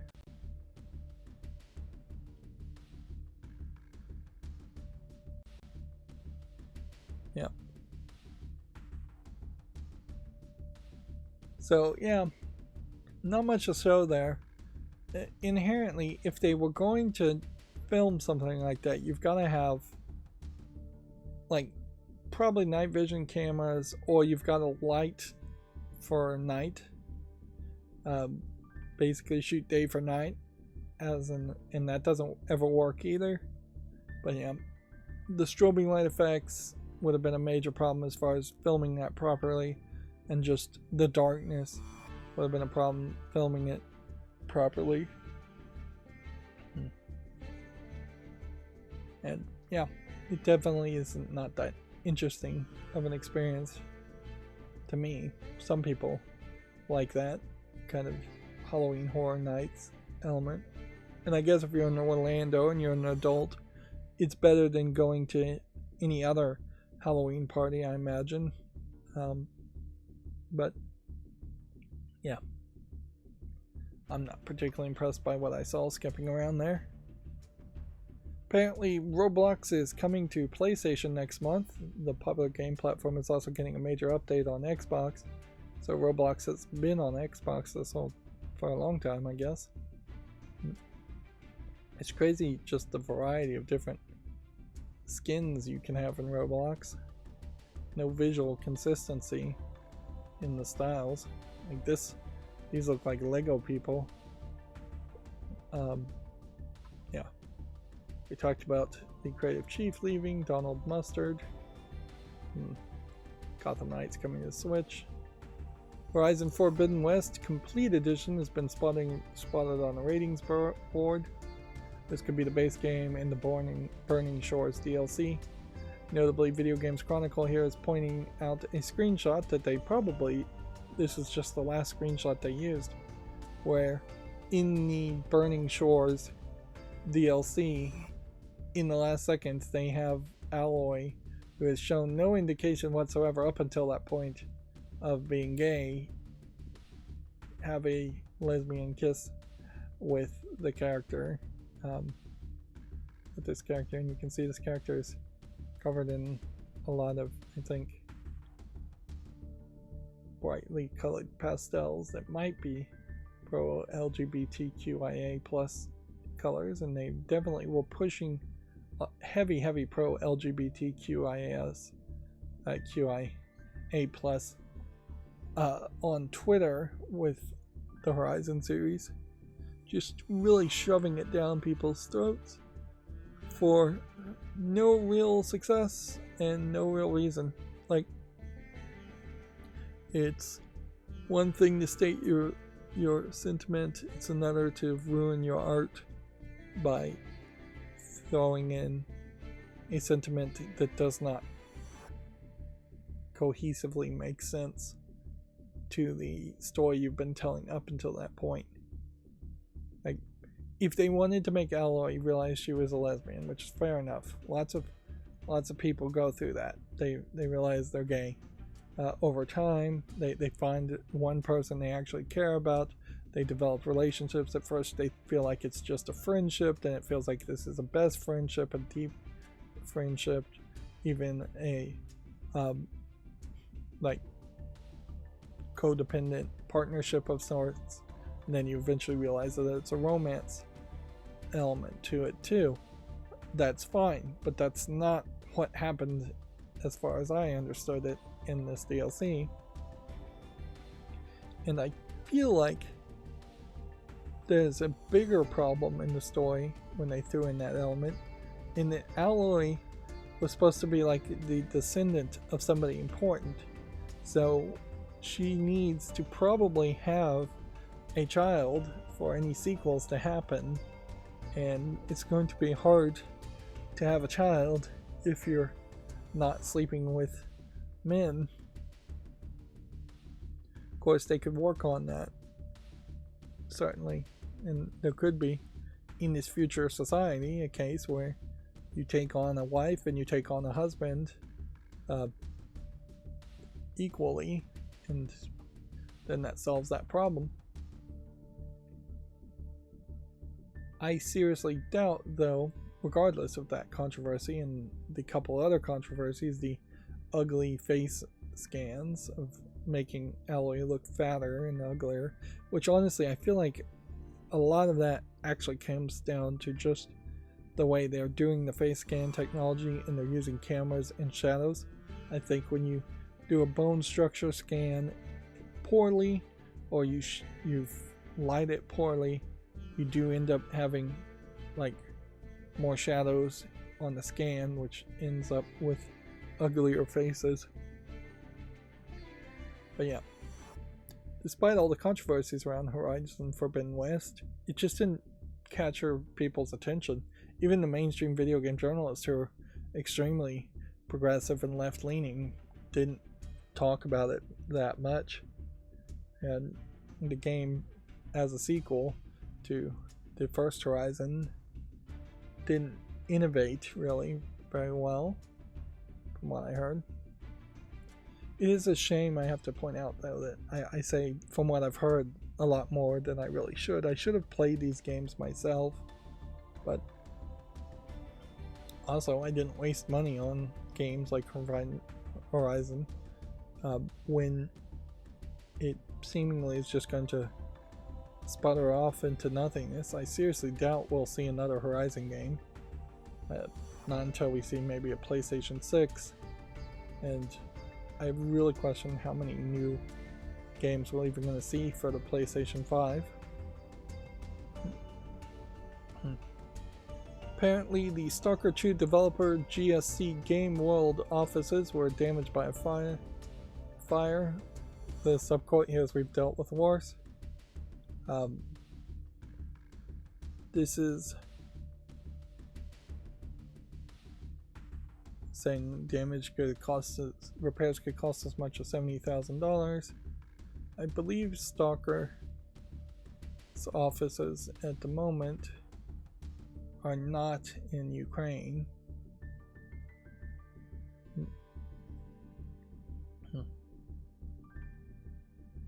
Yeah, GSC's Game World was based in Kiev, but it's since partially relocated to the Czech Republic, so they were in the Czech Republic, so a fire there could just be poor wiring or something like that, or just a random accident.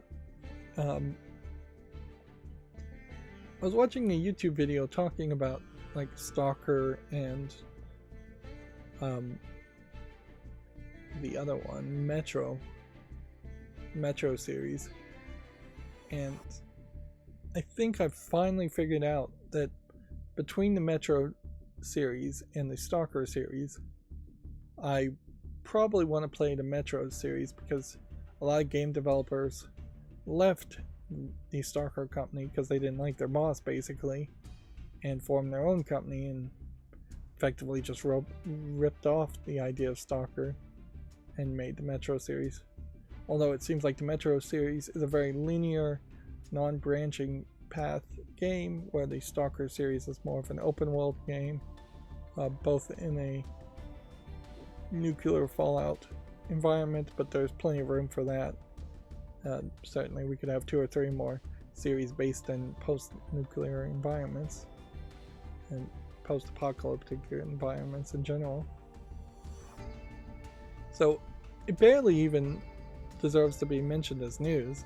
Somebody's office somewhere was on a fire, and they happened to be a video game company. If it was completely burned down by fire, then that may have been more newsworthy at that point. Notably, the arsonist who didn't burn down Toei Animation in Japan, but he tried to burn down Toei Animation, and he burnt enough of it that they, I believe, tore down the building, although they probably would have done that anyways, just as an excuse. He had like his first day in trial, I believe, just last week, which that's pretty slow for the Japanese judicial system, but it's probably a good sign too. I think in particular he's going to end up being found not guilty by reason of insanity, if I was to guess, or the equivalent in Japan. Moving on, we already talked about no more Mario Kart Tour content. We already talked about Starfield beating Skyrim's concurrent player record. Although, again, Skyrim people, there's no online aspect to Starfield, as far as I understand it, or Skyrim, so there's really no reason why people would need to play at the same time. You could play different times, different hours per night, and you could certainly play on different days, unlike a Call of Duty game where you need people playing online against each other. Video Games Chronicles says that Starfield enjoyed an impressive UK physical launch despite the Game Pass inclusion. There was also these unique posters that were supposed to have over 1,001 different posters posted, I guess, throughout the UK. Nobody seemingly found all of them or took a bunch of pictures of them. I wouldn't be surprised if in actuality there was only about 5 of them, and then there was just some random numbers in the bottom right to imply that there was 1,001. Because it would be fairly easy to automate the generation of images by Starfield, following specific rules of just having the logo and the branding and everything. But it's actually fairly difficult, I would imagine, to print and ship 1,001 different posters. And you'd have to assume that some of these posters would be torn or destroyed in shipping, so you're really going to have to print or ship a few of each one, so closer to 5,005 would be my guess. And I just don't really believe that they would do that. Let's see, moving on. September's PlayStation Plus extra games have leaked. Nier Replicant, Civilization 6, and more headline this month's lineup. Now, if I recall correctly, Nier Replicant is the remake of the first Nier game, not the sequel Nier Automata, which changes the father main protagonist into being a brother main protagonist, and I'm not sure it really does anything else other than that. Also including Star Ocean, The Divine Force, 13 Sentinels, Aegis Rim, Civ Myers, Civ 6, Sniper Ghost Warrior, Contract 2, and Unpacking, which is kind of a high number of Japanese games, bigger Japanese games here, and I wonder if that's part of the Tokyo Game Show. It wouldn't be surprising if this is going to be a big month in which Sony pushes via the Tokyo Game Show towards more people buying and having PlayStations, and thus PlayStation Plus Extra and PlayStation Plus in general. I don't know if this is particularly the best screenshot to use for Nier Replicant either, because while there's showing off characters, this guy's in a fairly odd angle and it's not really showing off gameplay as much as it really should. We already talked as much as we could about the Smart Fluid joysticks. It would be interesting to see if the Steam Deck comes out with some kind of competition to that, but I think the vast majority of all new controllers probably should just have Hall effect sensors in them, and that would work fine. We already talked about Embracer considering selling Gearbox. It's probably worth noting that Embracer doesn't have a lot of other things it could sell, like unless it wants to just straight up try and spin off and sell Nordic Games or THQ Nordic, whatever you're going to call it. But yeah, I don't know what else it really has embraced that it could then sell to make cash quick. Which maybe this is a great example of Embracer Group learning that having liquid assets such as cash on hand is more important than spending all of your cash on more locked in assets such as owning a studio. And legally, there should be some limitations. I'm not sure if they still enforce those laws as far as just how much of your liquid assets you should have on hand as a corporation.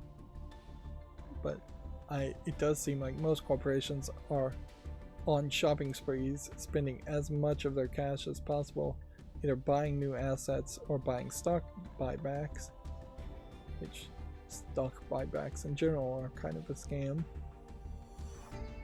for different reasons.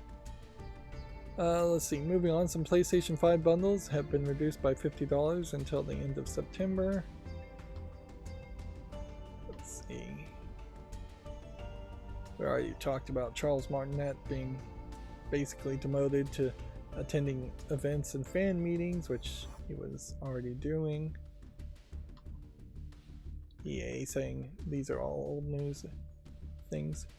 EA is going to double down on a handful of massive online communities. It will invest disproportionately in the likes of EA Sports Football Club, Apex Legends, The Sims, and Battlefield.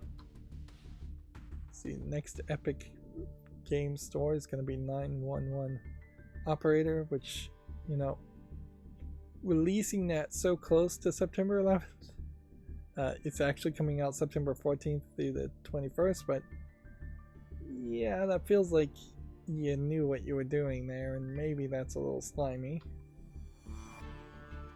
Yeah, we talked about this Japanese YouTuber getting suspended jail sentence and fined for posting game footage, which is crazy, and I'm sure we'll see more companies try to do that again. There was another Japanese YouTuber who was arrested for gambling online, where it's illegal to gamble online in Japan. And so he was streaming himself gambling online on top of potentially not disclosing that he was getting special treatment on the online gambling website. I think the Japanese Prime Minister also announced that he is going to plan on reshuffling his cabinet. So there's definitely some room for potential change in the Japanese government, although probably not much. I imagine everything will stay just about the same. But yeah, it would be interesting if the copyright laws were loosened a little bit in Japan to be more in line with other copyright laws, but I don't suspect that's going to really happen anywhere. I imagine those copyright laws are just going to get worse and worse everywhere. By the way, my blur here, I talked about in the last stream how I was going to have an audio source when the blur is enabled. I have enabled that, so I am hearing some music playing right now. You shouldn't be hearing the music playing other than Yu-Gi-Oh's music. If you hear kind of a cymbals snapping at a fairly low amount, that would be what's playing here. I can go ahead and do that. If you can hear music playing now. Yep. That's going to be my audio reminder when I accidentally slide the audio over the blur on. Accidentally, I'll know better. Although, it's only enabled when the blur is enabled, so it's still very possible that before the blur is enabled, I'll accidentally sit on the Yu-Gi-Oh screen or sit on the WebPeak screen, which is what this is, first. But that should be helpful going forward as an audio feedback thing. I doubt playing audio non-stop in the background is gonna cause any lag. Yeah, that would be weird if it did. Let's see, moving on. Old news. EA Sports revealed UFC 5 ahead of its October release. Don't care about the podcast. Apparently, I guess this WNBA Starfield theming happened and nobody talked about it at all. So, yeah, it's a sad statement. Nobody wants to watch women basketball, which inherently I think that also highlights how very few people want to watch basketball in the first place. They want to see like the top tier players in basketball and perhaps the Harlem Globetrotters doing gimmicks, but that's about it. I don't think new generations in particular are going to want to see basketball.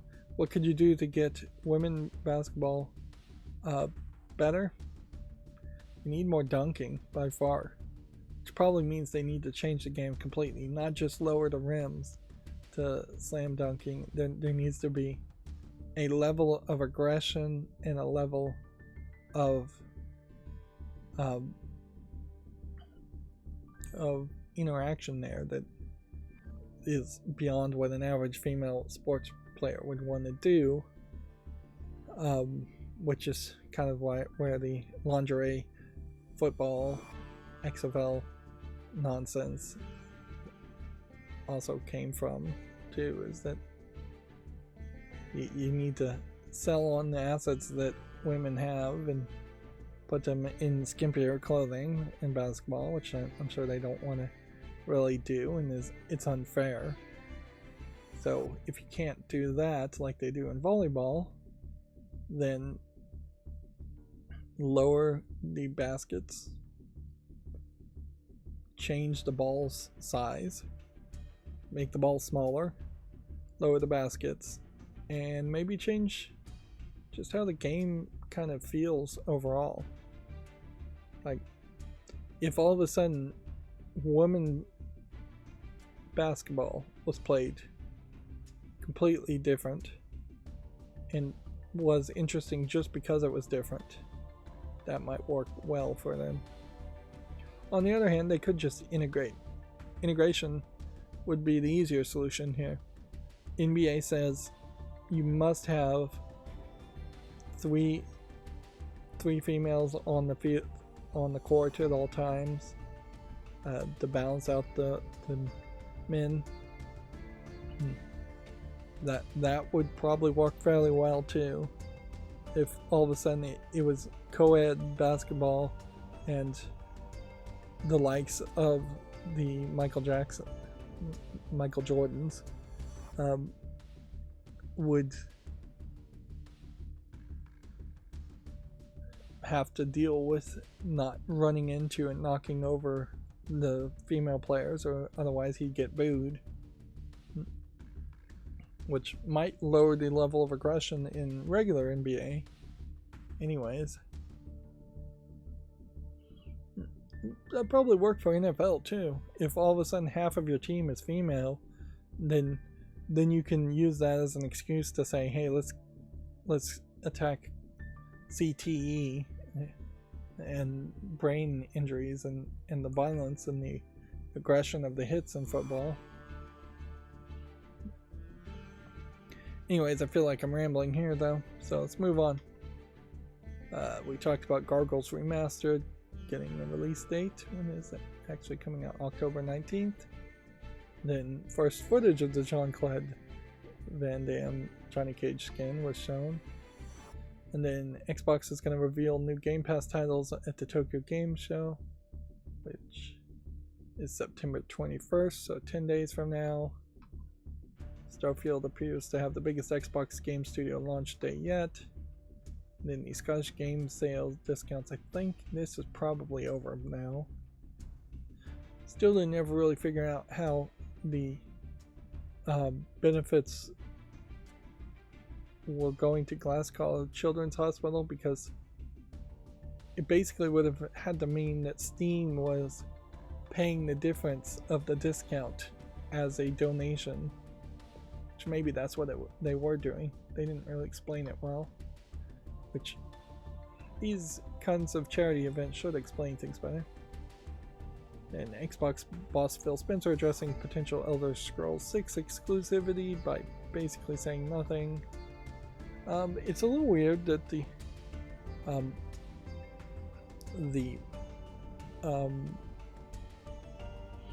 Activision Blizzard merger hasn't moved forward any. We've run out of news, I guess, and hype to talk about that.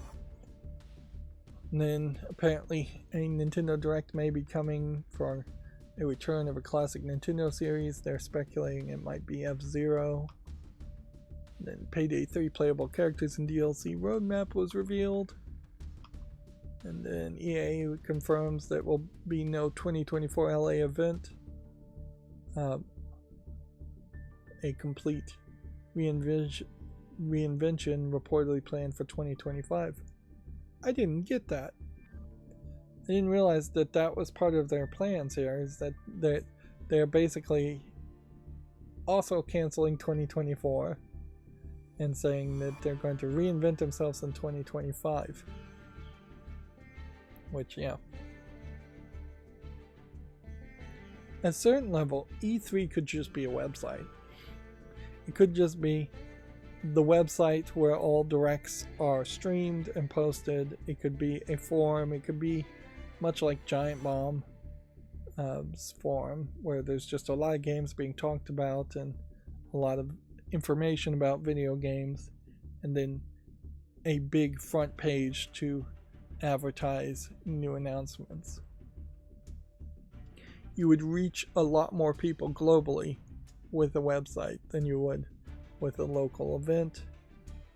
And if they must have local events, I'm not sure that they shouldn't be something as small as just local events inside of every GameStop, where GameStop rents out a bunch of chairs and puts a bunch of has everybody sit and watch presentations of trailers with their friends during an E3 event on TVs as kind of like a shared viewing experience. But yeah, maybe not even GameStop. Maybe you just have an E3 shelf or row when E3 happens inside of every Walmart. That might work fairly well too. Maybe they don't worry too much about things getting spoiled or leaked if they go more globally instead of having everybody come to one location.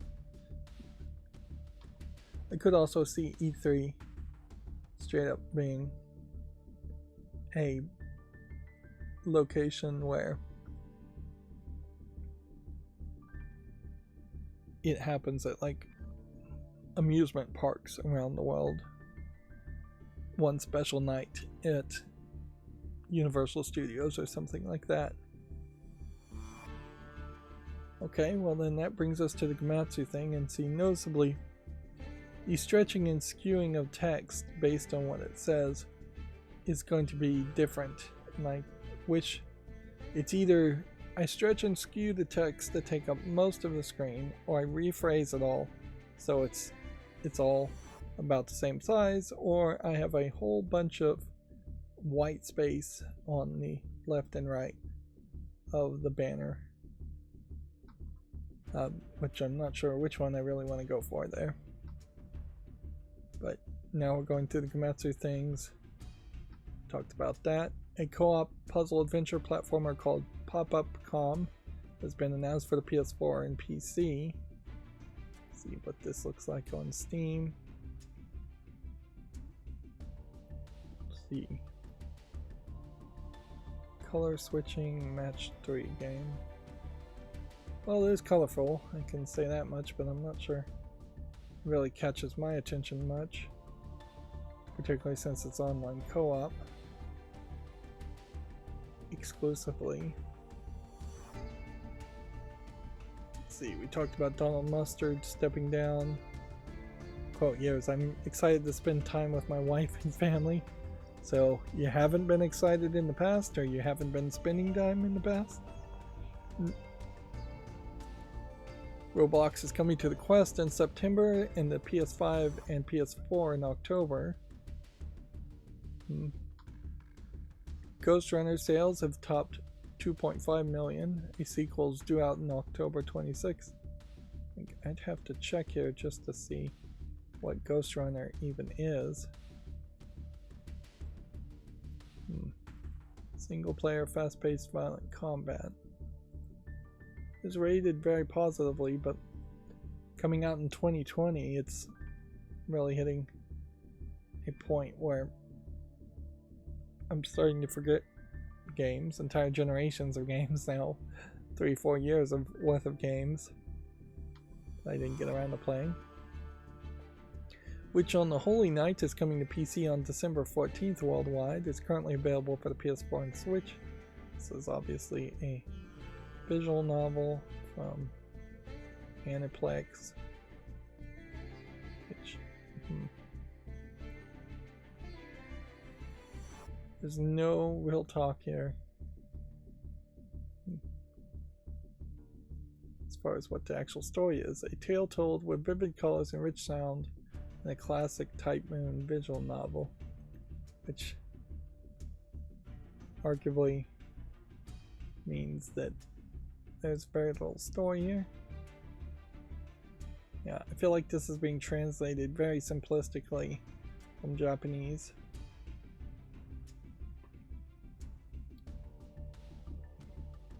This is a remaster of a 2012 hit Witch on the Holy Night from the makers of Fate Grand Order games.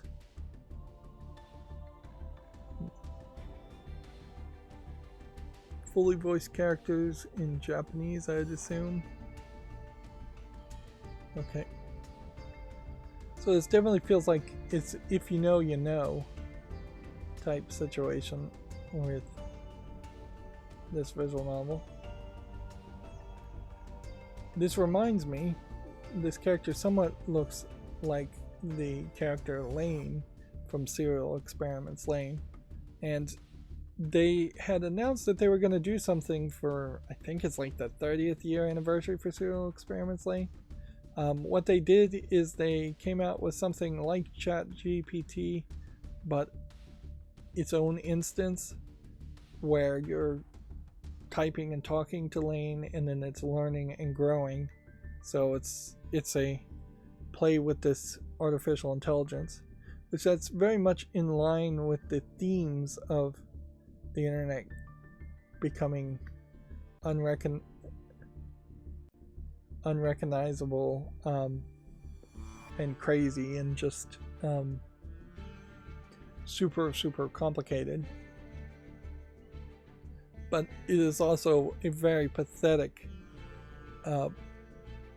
thing to do for a 30th anniversary. It's not saying we're making a new print for 4K UHD or that we're coming to a streaming service. I'm sure you could probably find Lane on some streaming service. It's not making a remake or a new series.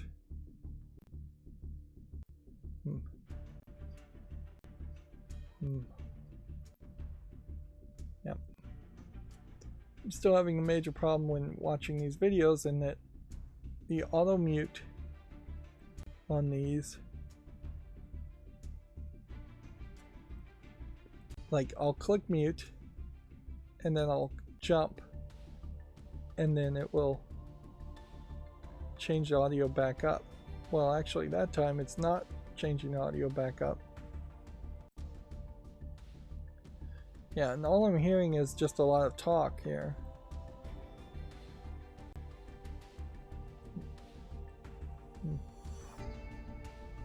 And then the audio did click when I jumped forward on the video. I don't know why that's the case.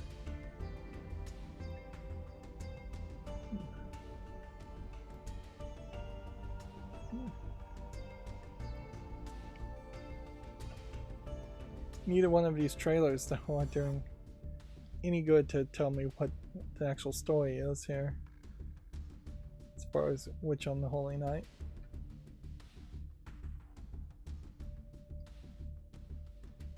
Moving on, an exploration-based adventure game called Refined Self, the personality test game, has been announced for PC, iOS, and Android.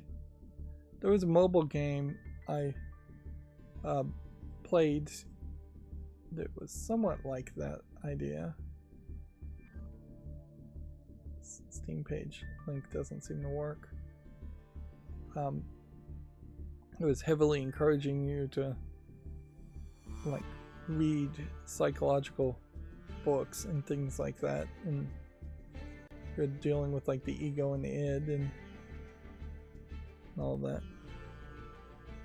This is less of a infinite walker like that mobile game was. I forget the name of it. Whereas This feels more like an RPG, where you have this robot girl, it looks like, potentially growing into different versions and models of itself.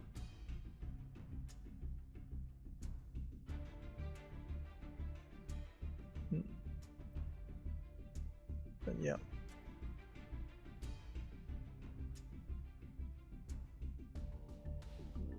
The link doesn't work though, so let's just search. See if we can find it on Steam.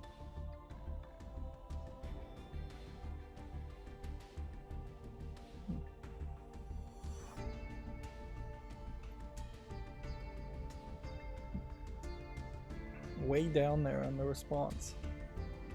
Well, as far as Google too. Come on.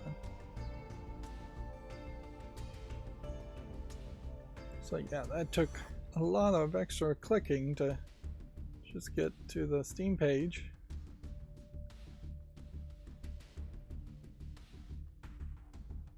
This may be one of those games that is really heavy on text though, even if it does have a little RPG element to it of walking around from location to location. And it's kind of ridiculous to say something is coming out in November when it is September, halfway through September. But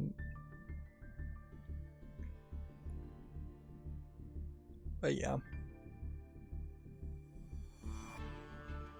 There really should be a full release date.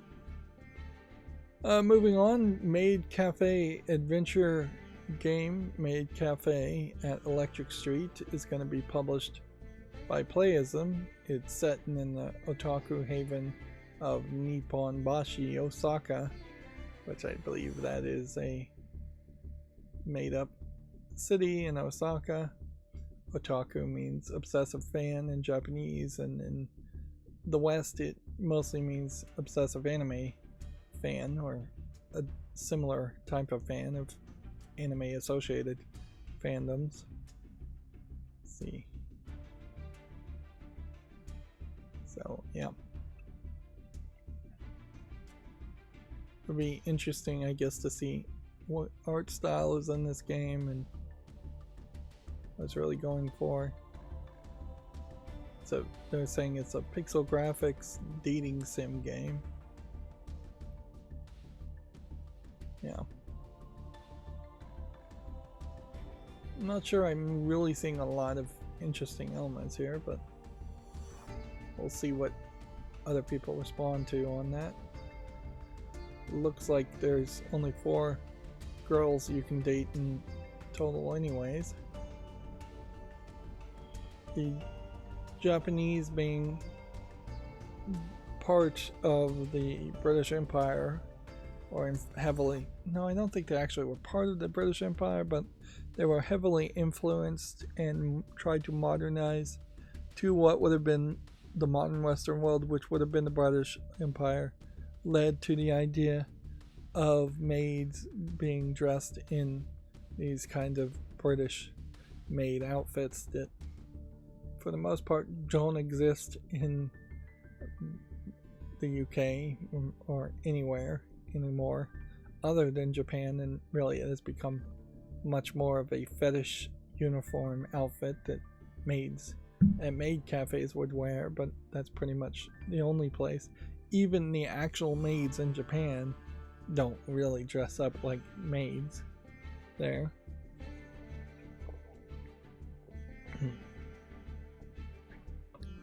And the Japanese girls in particular are often always wearing school uniforms, so they have more of a desire to dress wildly and cosplay than I imagine other Western girls would be. But yeah, the maid fetish is kind of a unique one. Before the influence of the West, there definitely would have been maids, but they would have been wearing kimonos or maybe not even wearing kimonos. They would have possibly just been wearing almost like sackcloth, torn, simplistic clothing. But yeah, if you were a rich feudal lord, you would have your maids dressed in fine silks and kimonos too. If you were a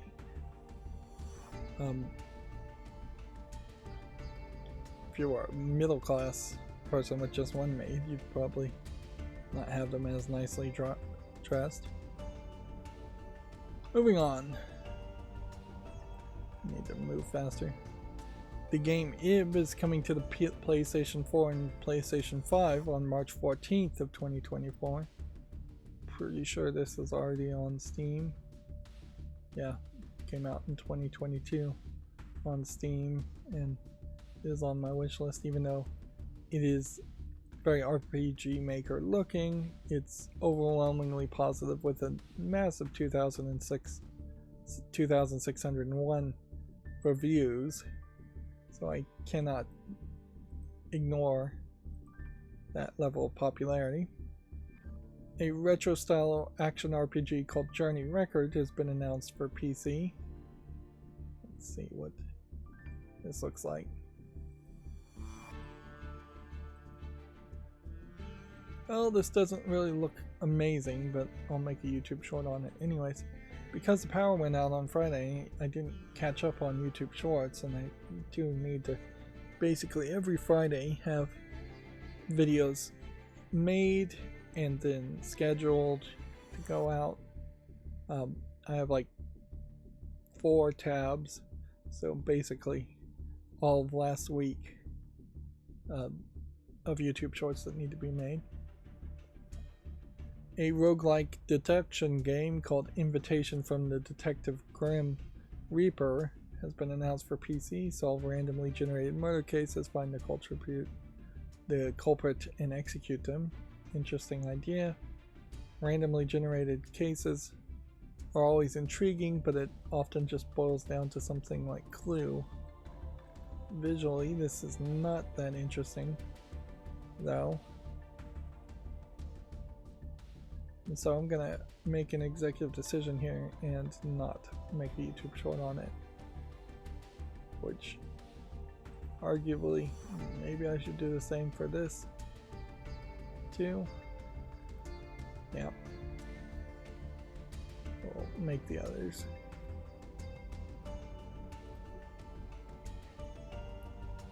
A game called Boyhood's End is going to be co-published by Playism.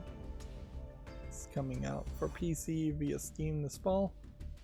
It seems like we're getting a lot of pre-announcements, pre-Tokyo Game Show announcements for Japanese games, and we're starting to really move into a higher number of Japanese games getting announced. And yeah, it seems probably the case that Valve is not going to try and cause any conflict or controversy during this time. It'll wait until a game actually is about to be released and then reject it or force it to be censored in some way. But they wanted the good press of us saying it's coming to Steam now. I would argue, though, if a game was super anticipated to the point where it had, let's say, 10 million followers on it, but it was some kind of Japanese visual novel that Steam wanted to censor for one reason or another, I don't think 10 million followers is really going to influence their decision at all. Now, I don't think they really care enough. They can make money elsewhere. Moving on, Toho Luna Nights is coming to the PS4 and 5 on January 25th of 2024. This is, again, something that's been out on PC since the 2018. We really are hitting a point where PC is just shooting years and years ahead of some of the PlayStation releases, and some of this, of course, is that maybe this was on the PS3. Let's see, came out on Xbox One in 2020, Switch in 2020. So it's not like it was a PS3 game and they're just getting back to re-releasing it. There's just been a severe lack of interest in coming to the PS4 or PS5, even if you don't have a PS3 version. But yeah, doesn't really feel like PlayStation has been doing particularly well as far as actually getting games. I don't know how much it really matters if you're not getting smaller games people won't recognize, like Toho Luna Nights, but it probably hurts a little. Let's see, the game Gnosia is coming to the PS4 and 5 and the Xbox One and Series on December 14th. This is, again, I think a visual novel. If it's all coming from the same Playism announcement, then a lot of these probably did have Steam versions. This was the slightly weirder art style.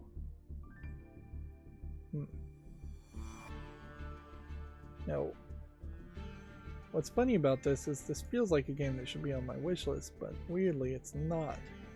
It's not even on the fall list.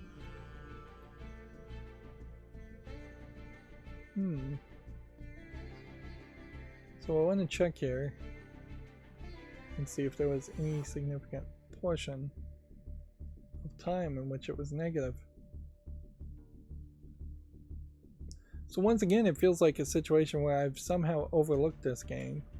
I should put it on a wish list. Now I can say, looking at this, it does look like there's a ridiculous amount of text.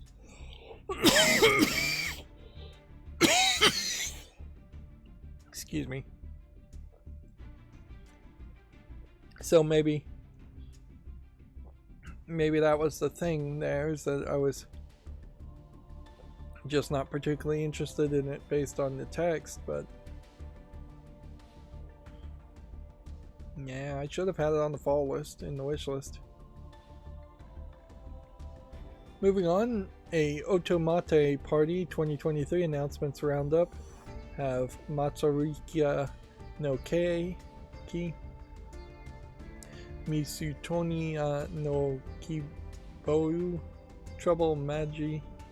I'm not pronouncing any of that right today. 6 new titles, updates, and a new port. So a lot of these are probably things we're not going to really recognize at all. They just announced, as far as anime is concerned, a new Magical Madoka movie, which I guess will continue to tell or retell the same stories around the Magical Madoka series. Which, yeah, that's a weird series. Much more violent than it seems at first, Magical Madoka.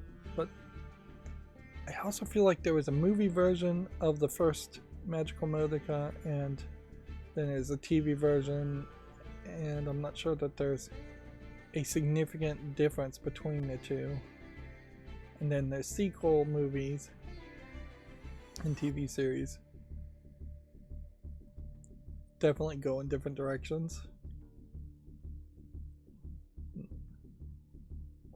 All these Otomate games are seemingly in Japanese in the trailers, and barely just teasing a bunch of young maiden, like teenage girl, young woman visual novels, romance visual novels often.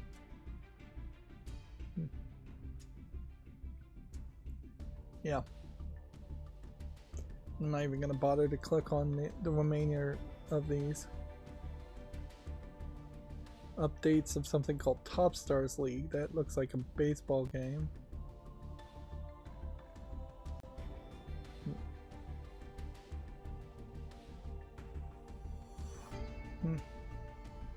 Yeah, it looks like a baseball story. It's probably still a visual novel.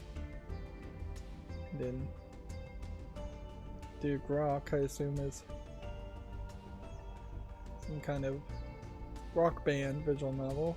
Yeah. So this is definitely an example of too many announcements in one.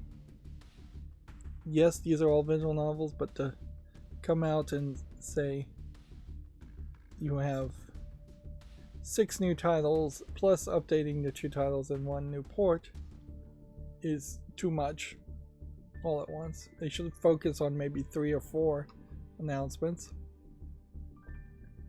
Moving on, Gamatsu says a board game styled Demon Slayer Kimetsu no Yabai Mezasi Saikyo Taishi has been announced for Switch. So generally you can boil this down to it's basically a Mario Party without Mario characters and instead with the very popular Kimetsu no Yabai characters. Although I'm not sure if this iteration of the Kimetsu no Yabai characters are still super popular, and I'm not sure how much the series is even that popular. You're going to have more limited number of characters, I'm sure, and a limited number of mini games compared to the history that Mario Party can lean on.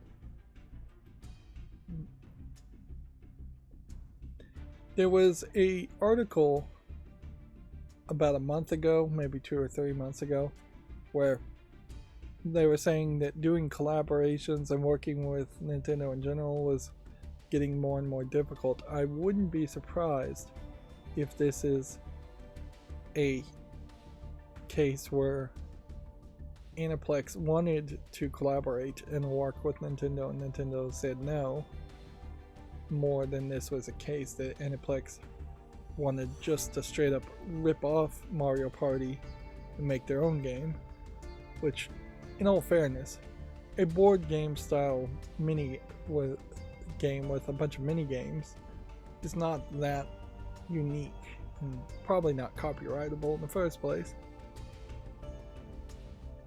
There really should be 2 or 3 well-known series of board game things. It's shocking that there isn't a Sega-based board game or a Sonic-based board game.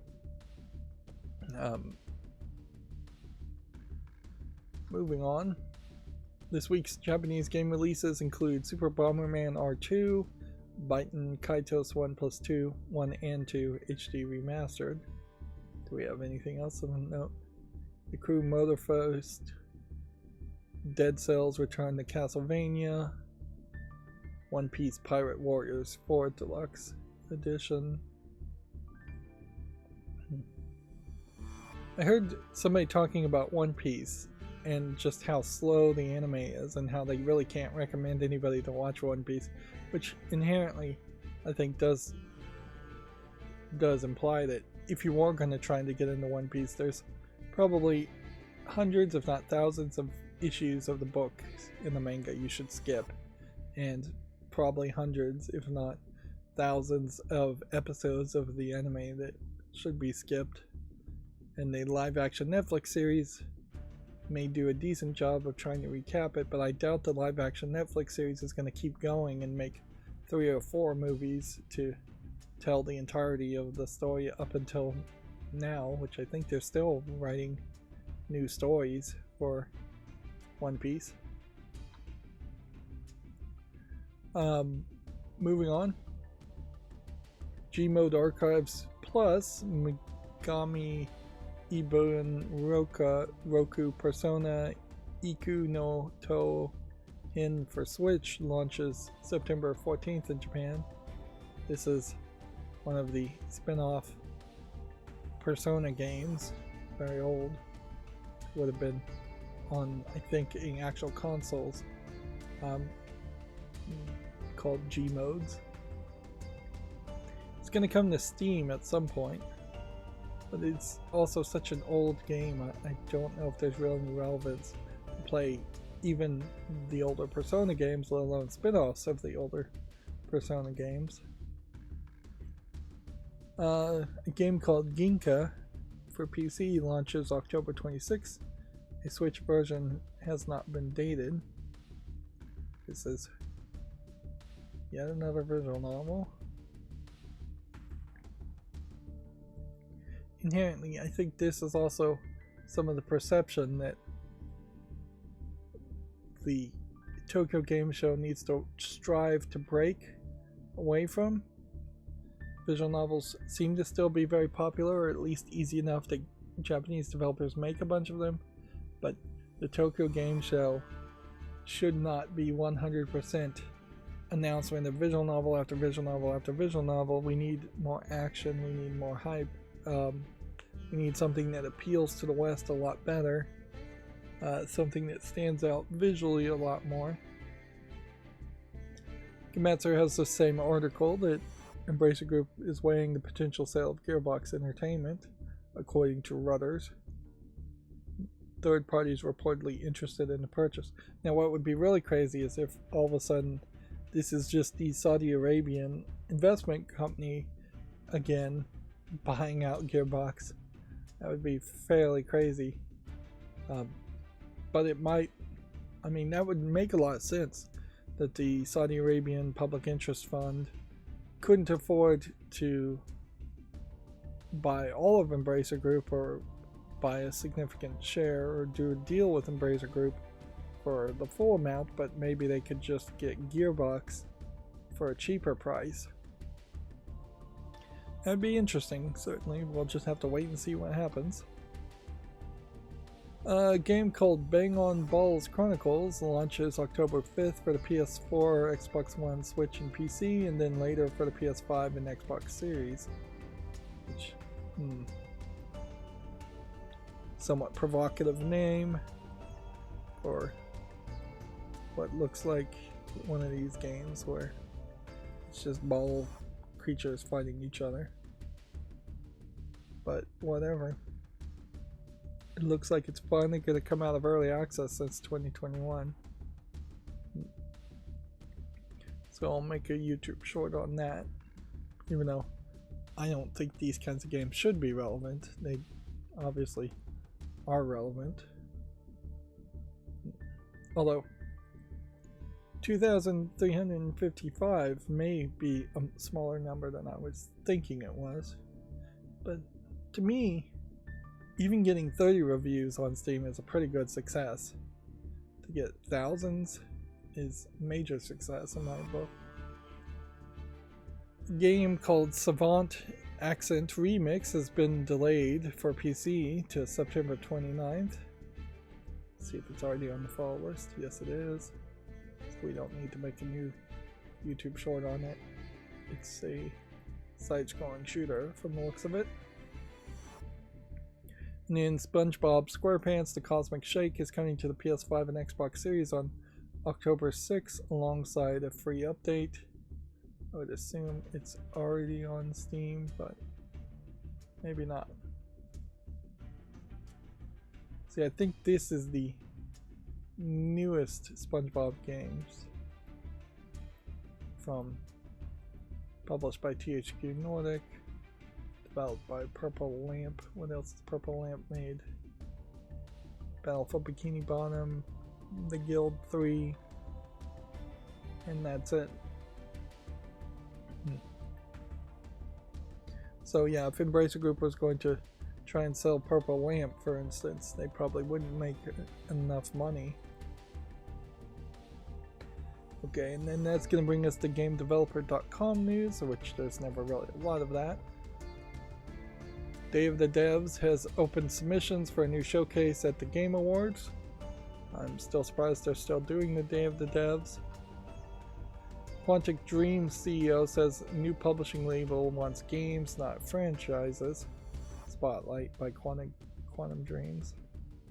Which, that almost feels like that statement is a direct response to a bunch of people pitching him franchises that they want to create. Which, if you're a developer, yeah, you want to make a franchise. You want to say, we want to be in a 3-game contract that will keep us all employed for the next 12 years plus, making a game, a sequel, and then a trilogy sequel, and then options to reboot it and make a new trilogy after that point. You don't want to have to renegotiate every single game with a publisher and say, we're going to make one game here with Spotlight that you'll own the intellectual property on it. So we'll make Borderlands 1, but then Spotlight owns Borderlands 1, and then Spotlight doesn't want to fund the development of a Borderlands 2, so then Gearbox has to go pitch some different game to Spotlight or a different game to some other company. They can't pitch Borderlands 2 to, say, Ubisoft, in contrast. Which, as a publisher, you want to do the exact opposite. You want to deal with each proposed game one at a time and evaluate your budget, evaluate the possibility of that specific game succeeding.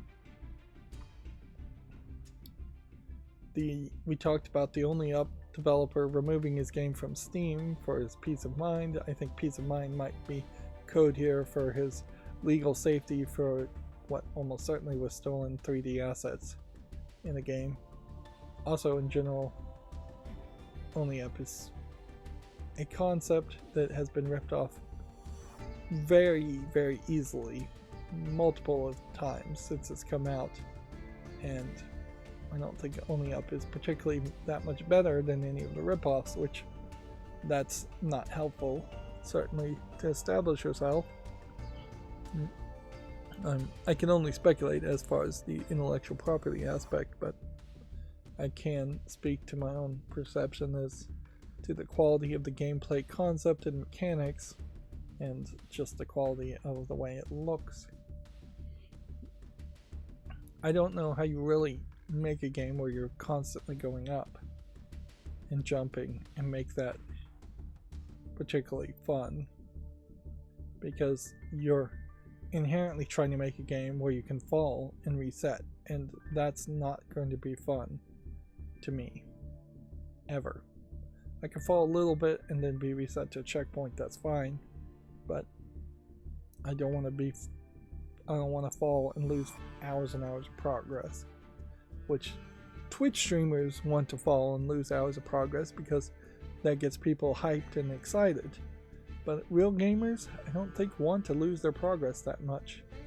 And so Only Up also feels very much like Jump King, a game specifically designed as streamer bait versus a game that's actually designed to be fun or entertaining. We already talked about Donald Mustard retiring from Epic Games. Here's him in a different event getting an award where he is still dressed up fairly nice. He's got a jacket and just a black t-shirt. I mean, it's not a button-up t-shirt, but it's fine, I suppose. Moving on, Destiny 2 cheater has been fined $500,000 and permanently banned from Bungie Interaction. Bungie continues with its legal crackdown on harassers and cheat makers within the Destiny 2 community. These stories are getting fairly repetitive, so I'll just say check out GameDeveloper.com if you really want to read the story. Inherently, the laws are written so that making anti-cheat measures in your game prevents people from making cheats under the DMCA. So you can be sued, you can be fined, you potentially could be thrown in jail, which arguably this really should be a civil crime, not a where you could just be sued versus I forget the word, criminal offense. It should be a civil offense instead of a criminal offense. You shouldn't be able to be thrown in jail because you owe money, debtor's prisons effectively, and you shouldn't be able to be thrown in jail for doing something that's so non-violent, really.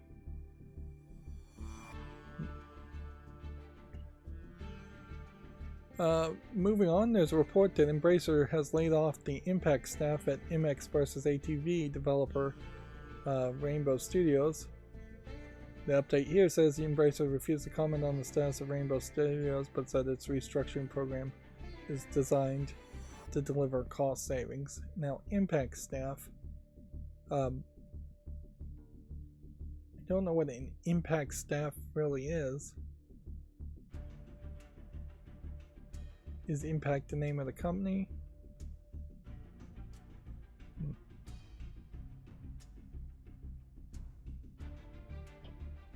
Yeah, I think Impact is the name of the company. Because I don't know what impact staff would mean otherwise. It feels more like you're playing Dungeons and Dragons with your impact staff. Moving on, Nintendo's done with Mario Kart, we talked about that, and then Embracer might sell off Gearbox 2 years after. It would be really funny if all of a sudden the Activision Blizzard deal gets ignored and Microsoft just acquires Gearbox, which Microsoft would do fairly well to acquire Gearbox. All of a sudden, if you could have what hopefully is still some talented people at Gearbox programming Halo, potentially having 3 or 4 different Gearbox studios making Halo content, then you could revitalize what was a failed relaunch of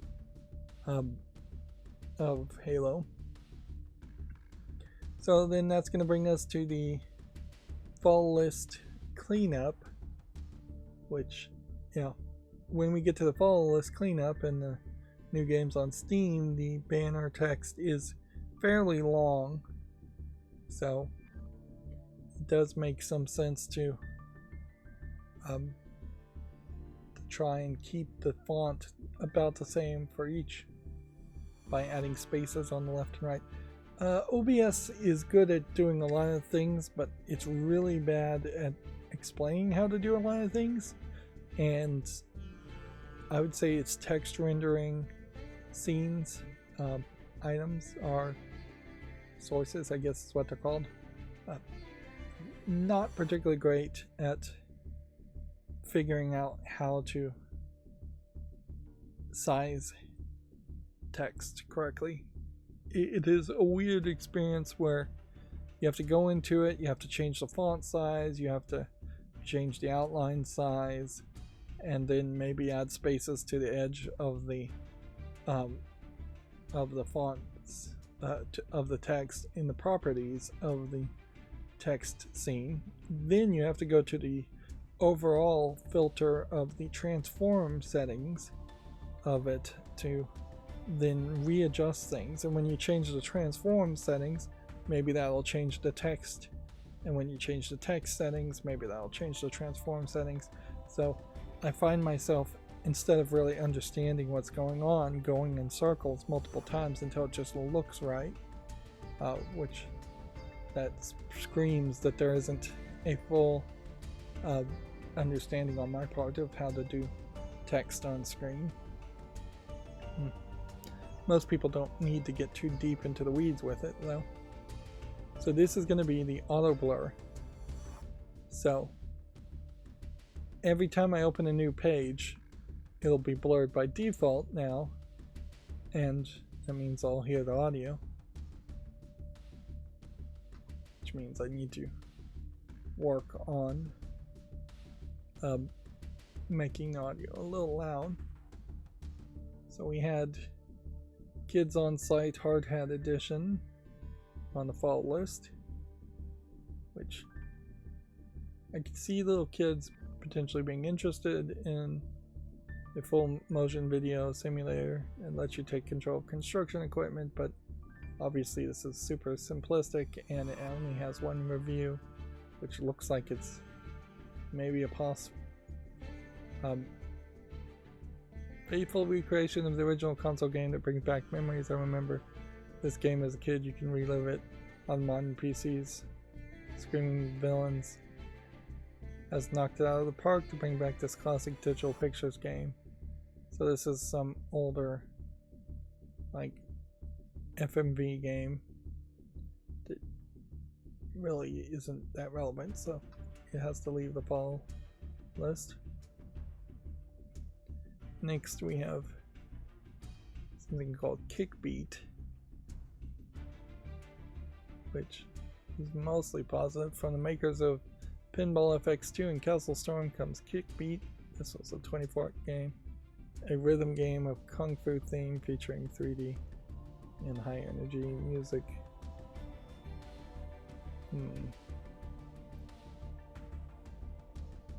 I probably want to say no to this just because I'm not that musical. And I'd probably want to play something like Sifu instead. Plus, let's just be honest here, Zen Studios has really screwed over its potential fans quite a bit. This is a odd kind of art style. It's not even reflected in the thumbnail, with the characters being particularly scrawny looking. Let's see what it actually looks like in motion though. Let's cycle all around here. In a funny way, it kind of feels almost like this is what you do if you wanted to make a Brutal Legend game around karate.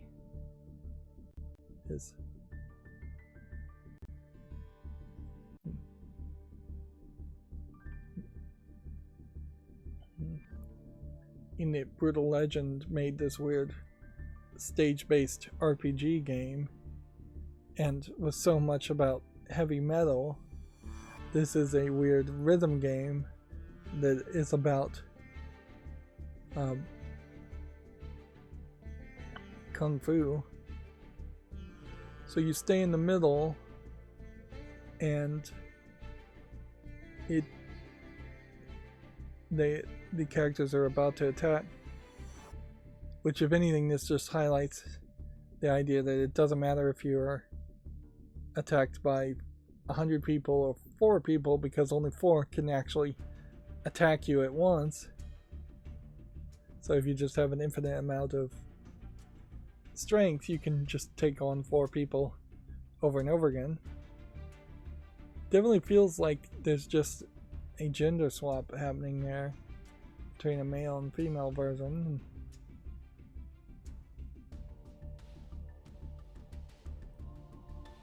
Yep. These cutscene, like, high action punches look interesting, but then the tentacle and the metal armor doesn't really feel that good.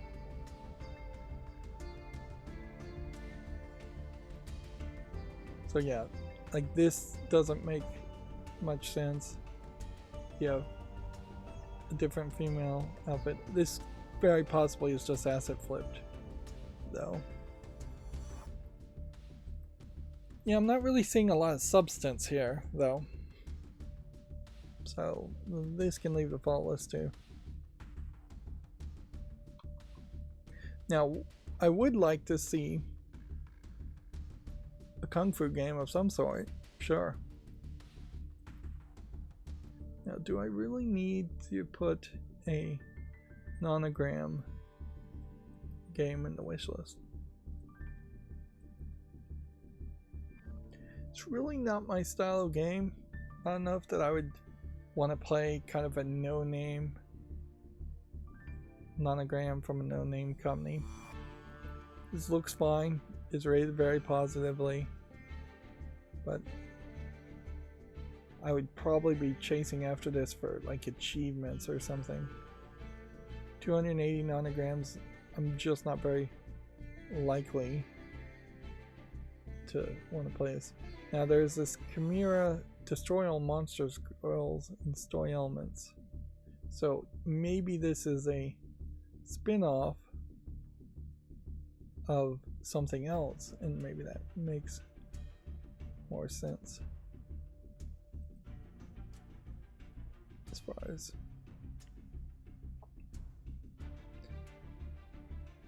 Chimera here, Destroy All Monster Girls, which looks like a platformer that isn't quite visually polished enough for me to say yes to it. So if I'm not going to play the main game, I'm not going to play the spin-off either. So that can leave the follow list. Next we have what looks like a Game Boy inspired Metroidvania. Which, this is probably not a game I'd actually want to play, but you know, it is rated very positively, 96%. Now weirdly, they're calling it a Metroidvania, and I would say it looks much more like a Zelda game. Let's just make sure it's not in early access. And then, yeah, we'll put that on the wish list. And then we have one from 2021 called Chaos Wind. Which doesn't look like anything. So we can leave that from the fall list. And I think at this point we can fully embrace that I'm probably never going to play Kerbal Space Program 2. And in all fairness, I would be hard pressed to even want to go back and play Kerbal Space Program 1. I very possibly have had a lifetime of space sims, and even if I was going to play a space sim, I think something like the orbiting mechanics could have just been a mini game in something like Starfield instead. So I'm going to just take this off the follow list. Now, in my auto blur, it's important to point out that I need to pick some kind of music that is just constantly playing something, probably a solid tone that's not annoying. I don't know how I can make a solid note or a beep or something like that not annoying, but right now I'm just playing an MP3 song, and there are points when it gets quieter and there's points when it gets louder. I have a censored beep I could play, but that would be annoying too, so I need something that's more like a heartbeat, but not a heartbeat, because then I just think I'm hearing my own heartbeat. But it does need to be something like that. This game doesn't look relevant, so we'll take that off the follow list.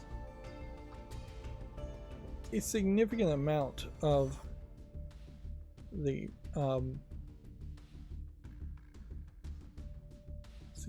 significant amount of the games on the fall list are getting removed. This is a free Kellogg's virtual reality game, which inherently, if it's free, why don't I just add it to the library and then I can remove it from the follow list that way. Even though it's a VR headset, there's nothing really stopping me from owning VR games. They'll just be filtered out of my library. So I could definitely clear probably a significant amount of my VR games on the fall list just doing that. Keeper's Toll just looks like a top-down twin-stick shooter game. Let me just make sure that's really how it plays, though. So, in this sequence, you're being chased by a giant skeleton king. Otherwise, it is the top-down twin-stick shooter. And ever since Vampire Survivors came out, I've lost interest in this game, which that is a big problem, because basically every time there's a new game that gets copied a bunch of times, I just feel like I'm over the concept of those kinds of games before I've even started playing those kinds of games. So I haven't played Vampire Survivors. I probably would have a justification to play that, but I definitely wouldn't want to play anything else, which, by the way, this is called Soul Survivors in this video, and yet the name on Steam is Keeper's Toll. So it's actively trying to move around from just being another Survivors clone, even though that's pretty much it. And arguably, this is actually a Gauntlet clone, just constantly firing, constant enemies. And if I was going to play a Gauntlet game, then I really would play actual Gauntlet 1, 2, 3, or 4, one of those. So yeah, I'm going to say no to the Keeper's Toll. Here we have something with barely 31 reviews called Keep the Lights On from June of 2023. 87% positive. Again, free to play. Is there any in-app purchases? Nope. You know what? Just add it to the library.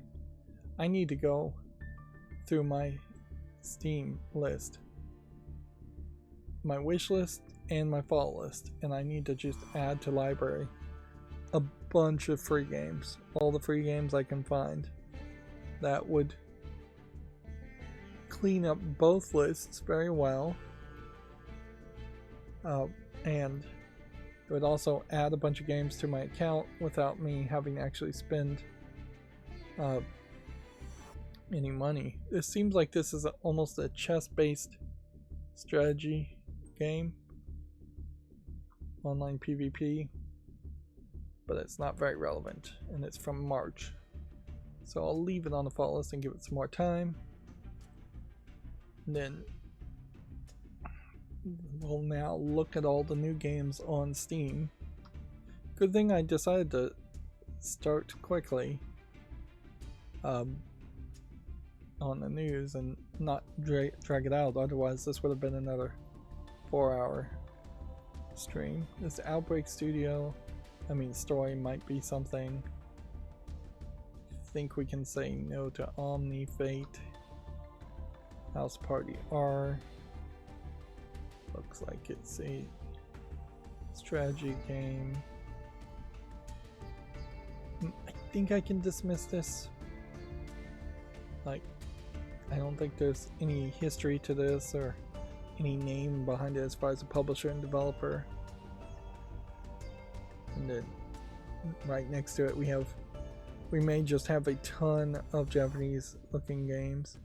So I have an RPG Maker game. This is one of those where you assume that there might be an adult patch somewhere in this, somewhere to find, or that it's been censored. But yeah, doesn't seem like that's the case, at least for the Steam page. It's the exact same pose every time with this one character. That's pretty boring. I guess that's something to keep an eye out for if you are into RPG Maker games. Vancouver. Don't think this is a real game. I think this is a joke troll game. There was a game called Observer already that was out, which I guess highlights the fact that Observer is not a trademarkable or copyrightable name. 3D hand-drawn cartoon roguelike game. Kind of feels like it's trying to be a Diablo game. You know what? I'll give it a chance though. I'll be really generous. Then we have a mobile port of something called Farm Garden Simulator by the looks of it, which looks like nothing. Then we have a game called School Days, which looks like nothing. This is M. Dickey. Here we have a game called Shut Up Rabbit, which looks like another Survivors clone. We were doing pretty well to not have Survivors clones for the past couple of weeks. Seems like we're back to this. Bonfire and Tail is already mixed and doesn't look like anything. Here we have Only Go Up instead of Only Up, just taking advantage of the fact that Only Up has now been removed and delisted from Steam. Obviously it's an Only Up clone. And then we have Cookfest, which I think we can skip over this too. This doesn't particularly look polished enough. Then we have our first adult game. This one is called, well, gee, can I say Orgasm Simulator 2024? I guess I did. Yeah, that's the name of it. It's 3D CGI. Realistic color tones, characters, although I would say that the proportions on these characters are a little off, and the color tones are a little off. It's just a little weird. It looks to me like it's probably still just one of these 3D visual novels, for lack of a better term.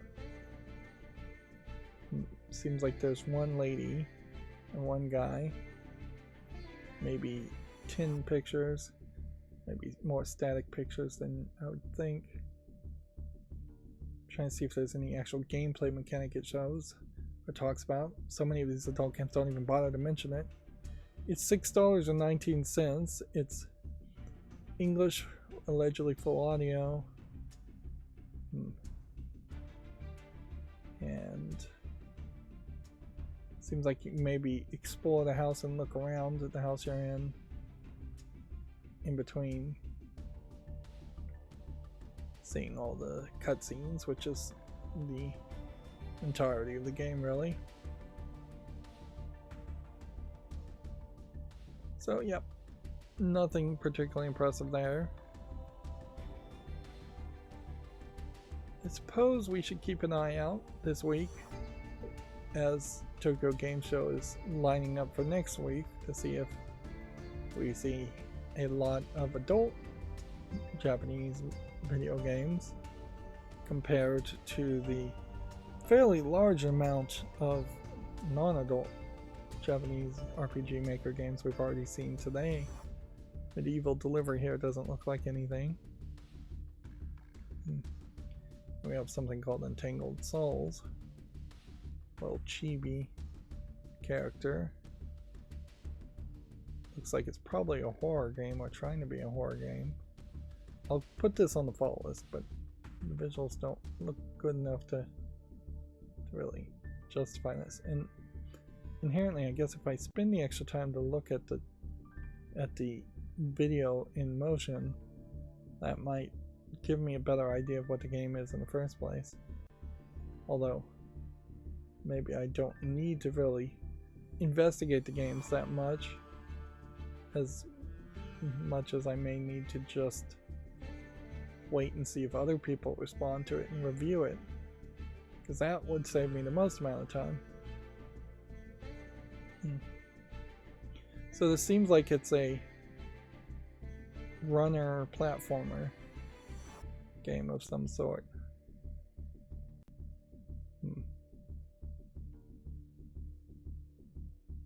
Okay, well, that really didn't change my decision any. I think I'll still just leave it on the fall list, but not make a YouTube short on it.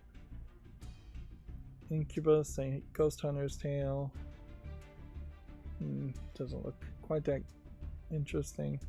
Although, in all fairness, it does seem like it's actually trying here by having different devices to look for EVP or take photos, and then infrared.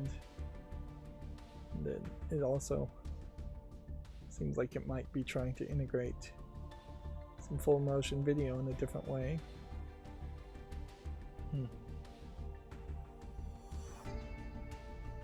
Which, yeah, I'm not sure if that would really work to have full motion video and then animated. It almost would feel like if you're seeing live action people on the screen and then everything is animated, that everything you're seeing animated is not real, and that's not what you want to imply when you're making a scary game.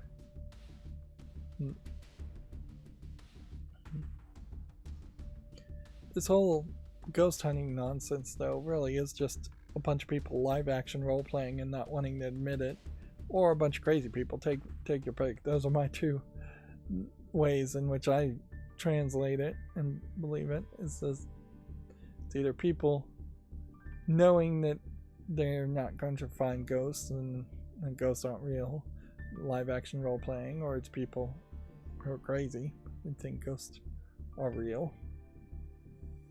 And that they're going to find it, and they're going to be the first person to find it. That's the crazier part about it. It's not the possibility that ghosts exist and that they somehow are affixed to locations and gravity, and they don't just fly off into space, or stay in the exact same spot where they would have died as the universe continues to expand thousands of light years. That they somehow are pulled along in the same way that humans standing on Earth are propelled along in an expanding universe in a spinning planet that is also orbiting a sun. But the crazier part than all of that is that you would be the first one to scientifically find and document ghosts, despite there being decades of ghost research done in the early 1800s and 1700s and 1600s, with none of it turning about any evidence at all that is usable or believable. On top of which, most of the people who want to believe in ghosts, and I'm going on a rant here, are effectively, if you did prove that ghosts were just hanging around, you're saying that then they aren't in heaven, or they aren't in a better place of any sort, which is not really something you'd want to know or prove. Anyways, I'm going on a rant though. This game is nothing. We can say the same about Bunny's Pizza Tycoon. Let's see. Is this an adult game?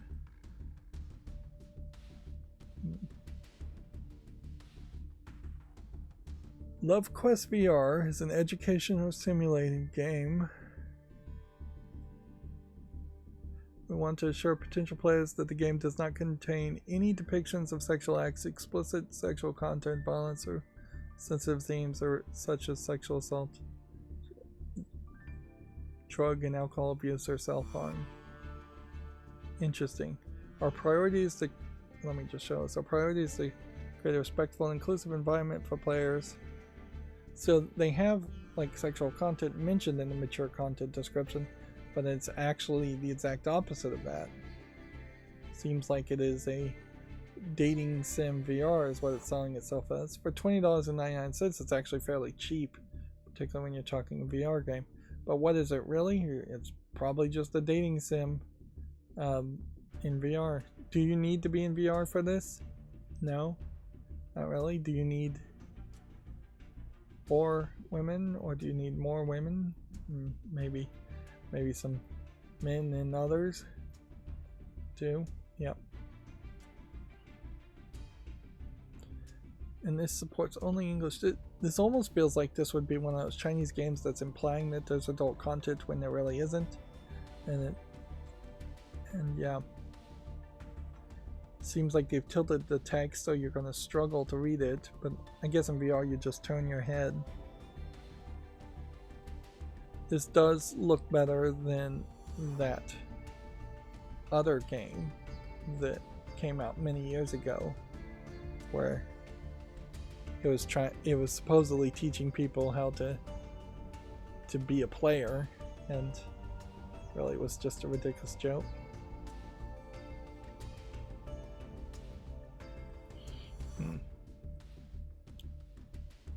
Yeah, I don't think though this helps much. People are very diverse and different in the way they think, in the way they talk. I don't think locking yourself into VR, or even just playing a game in general, is a good way to learn to date people. I think you need to go out there and just hang out with people and talk to real people, and then actually date real people. Like, I don't think VR is going to help you there at all. And even if you were going to do that, wouldn't you want a game that's more entertaining than what this looks like it is? Maybe has a better story and is just a romance visual novel, for instance. Or even Honey Pop. was more entertaining because I had the match 3 game idea. Although, in fairness, I doubt Honey Pot really teaches you anything about actually dating people appropriately. Honey Pop's much more of a fantasy. Here we have another adult game, 3D CGI, natural color tone, a Western style adult game called Some Things in the Air Redux, which I suspect is just a low effort reselling of something that already exists. Now, weirdly, all of the screenshots here for this game are safe for work, YouTube family friendly. There's characters with t-shirts on and big boobs, and that's about it. The Redux version apparently lets you play as a male or female for the first time. Let's see. It's also a satire. This is also a satire of the multi-ending harem game genre with surprise and twists and turn. The game is $8.99. But yeah, I can just go ahead and show it here. So this is your standard.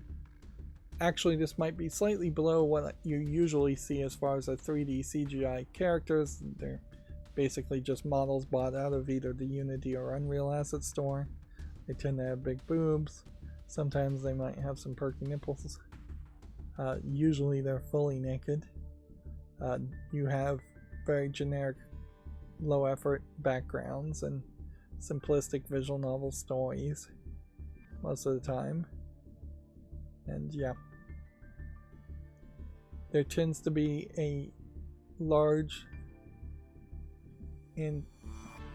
opposition, I would say is maybe the right word, or just lack of thought in these games as far as dark-skinned people or men in general. But yeah, you'll get slightly tanned to whiter to white to maybe slightly tanned to whiter and white, and that's about the amount of diversity you usually have. And if they do throw in somebody who is fairly dark-skinned, that tends to be the fetish extra character. This is a slightly weirder one in that it doesn't seem like you actually see the main protagonist, which would make sense if you're able to switch between genders there. And a lot of times in the description you'll have more screenshots. 67 achievements is odd that they wouldn't just add 2 more achievements for 69 achievements. I wouldn't be surprised if Steam doesn't allow you to have 69 achievements. But yeah, suffice it to say, this is also kind of just the level of quality of a lot of these adult games. They're not very good. And there's not really a reason why you would ever want to buy them or play them. I guess if you were, say, able to buy anything you wanted on Steam, but your credit cards were looked after, say you were a kid and your parents were looking at your credit card statements, or like a teenager, 18 years old or something, or if you were married and you have a wife who wouldn't want you to have porn, maybe then it would make sense to buy porn on Steam. That way, because then it would just say Steam and no more questions would probably be asked. But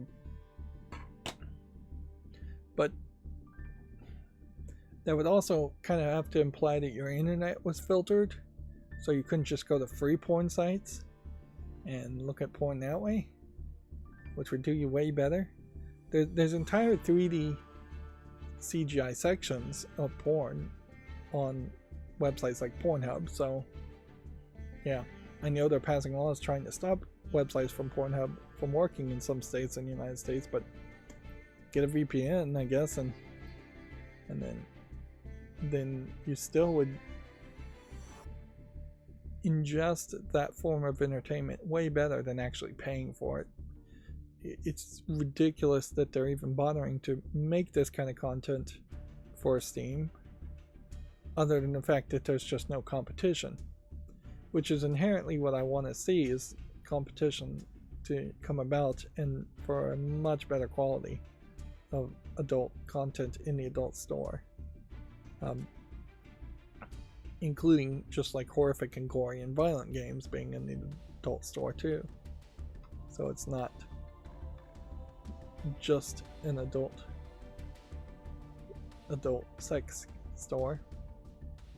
Here's your contrasting asset flip type game where basically the same idea. Somebody goes to Unreal Asset Store or the Unity Asset Store and buys some 3D models and tries to sell a game.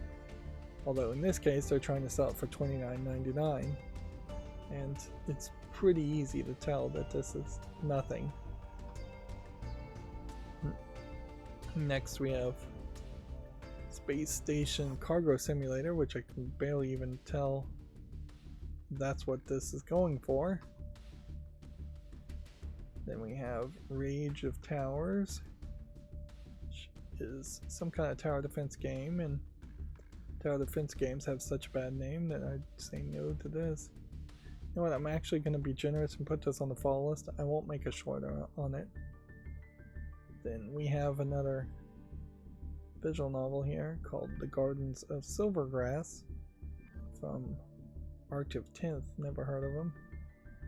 Weirdly though, this is a Korean only visual novel for $17.99. I think the weirdest part there is the cheap price on that. Increasingly we've been seeing Japanese only games come out on Steam, and with that I've seen a few Korean only games coming out on Steam. The animation style between a Japanese game and a Korean game, not particularly that different. The writing text style is slightly different, and the sentimentality and the visuals can be sometimes different. For instance, here you have a girl in jeans, whereas a Japanese girl would almost always wear a dress, like not even own a pair of jeans. They would instead maybe own tights at most.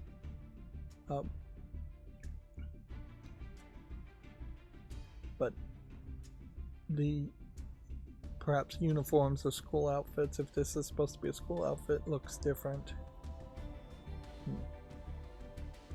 I'd say the way they draw male characters in Korean tend to be a little bit more pretty boys than the male characters in Japanese animation. Moving on, we have a game called Lanterns that doesn't look like anything. We have a game called Taxi Simulation in City, which looks like nothing. Next we have a game called Secrets of the Haunted Mansion, which looks kind of nice, but it's just a bunch of static screenshots, all in a very dark crimson color palette. Just no real variety between screenshots, no enemies. For the most part, I need to see at least one enemy or a user interface or a puzzle to say yes to a horror game. Again, I could try and watch a trailer to see if there's something more here, but for the most part this looks like this is just a walking simulator.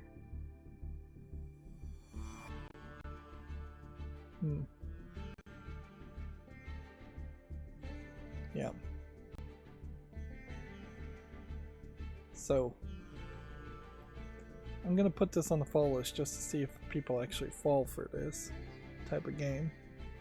It's a walking simulator in a horror spooky mansion. In all fairness though, a lot of walking simulators are not in buildings. And there is room for something like that. Dream number 46 doesn't look like anything. This game, Sect Machina, looks like it might be something.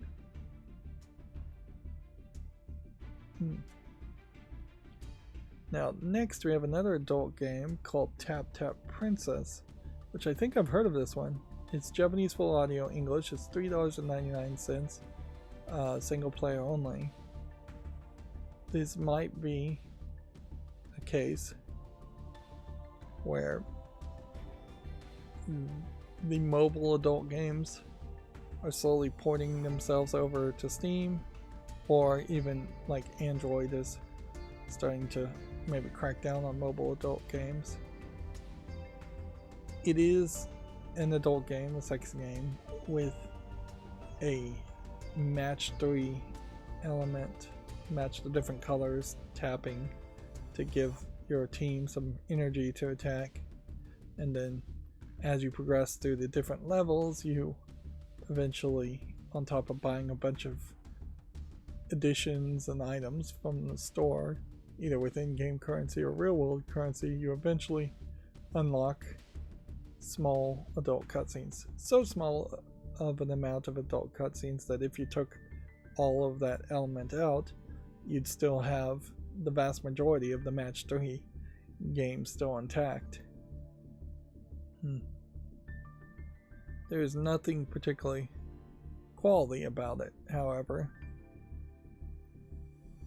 It is very much like this game, in which it is at that 9:16 ratio with black bars on the side, and they didn't even bother to stretch it out. Don't Punch Me as a game looks like nothing. Here we have a game called Mighty Slap, which I don't know why the slapping contest nonsense exists in the first place. It feels like it should be illegal, and I kind of don't feel like it should be encouraged even in virtual form.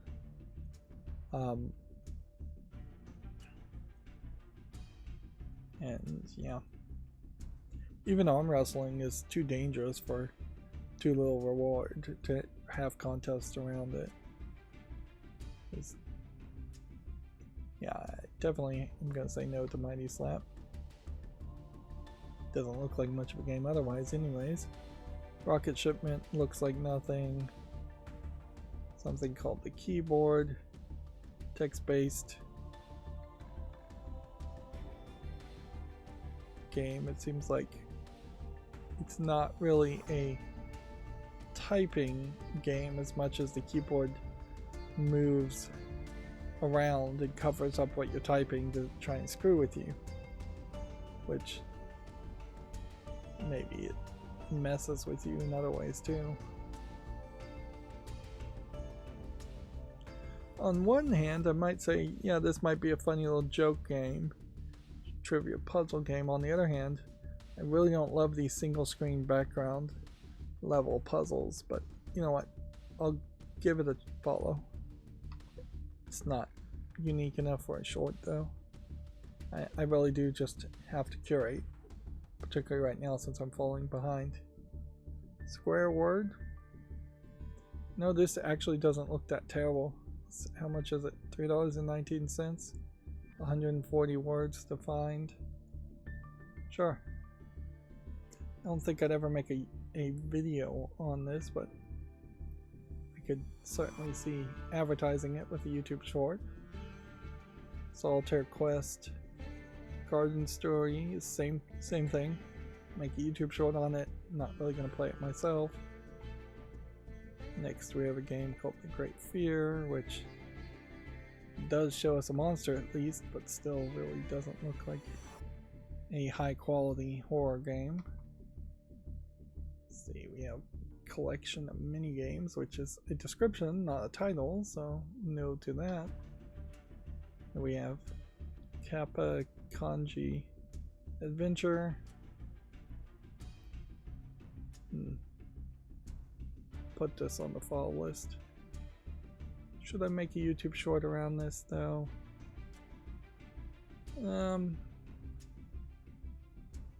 Nah, it's too specialized. The Dungeon Tower looks like it's a mobile game that's been ported. It's not quite polished enough. The Fading Worlds looks like it's probably an asset flip game.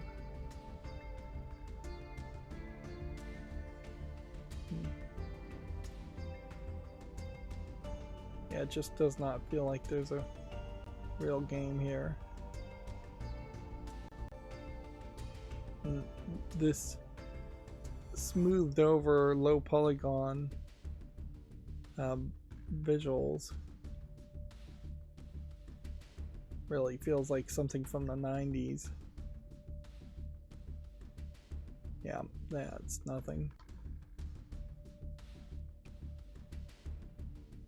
Next we have something that's already on the following list called Hauma, a detective story. Which, you must have already made a short on it, but now it's about to come out today. Next we have a game called Silent Scream. It doesn't look like anything. Then we have Amazing, which is Tilt Marvel Maze game, which in all fairness, I kind of do want something like that. But again, should I make a short on it? You know what, I'll make an exception here. Amazing 3D. Next we have a game called Dark Year. We're almost done. So good. Here we're gonna have Bananarang, the Scattered Shards, which, yeah, looks like it's a joke game. So no to that. Then we have the Mythical City, which looks like nothing. And then we have something called CO Erie, which I'm gonna say no to that. So again, it's been a fairly small number of games today that actually look like they were worth even talking about. And I didn't program it correctly, so the other banner is not enabled when it should have been, which I'll fix that later. Noticeably, it did seem like we didn't have any anime style adult games, even though we had 2 or 3 3D CGI style adult games. I wish there was a third style or a fourth to compare it all to, but yeah, we may see a bit of a glut of anime style adult games this week and then a whole bunch next week, or we may just see a glut tomorrow, Wednesday. Who knows what'll happen. We'll just have to wait and see. That's going to be it for the stream. As always, I ask you to like, share, subscribe, comment, and watch every second of my videos. If you want to support me further, there's a link down below in the description box. Thank you for watching. Have a good evening.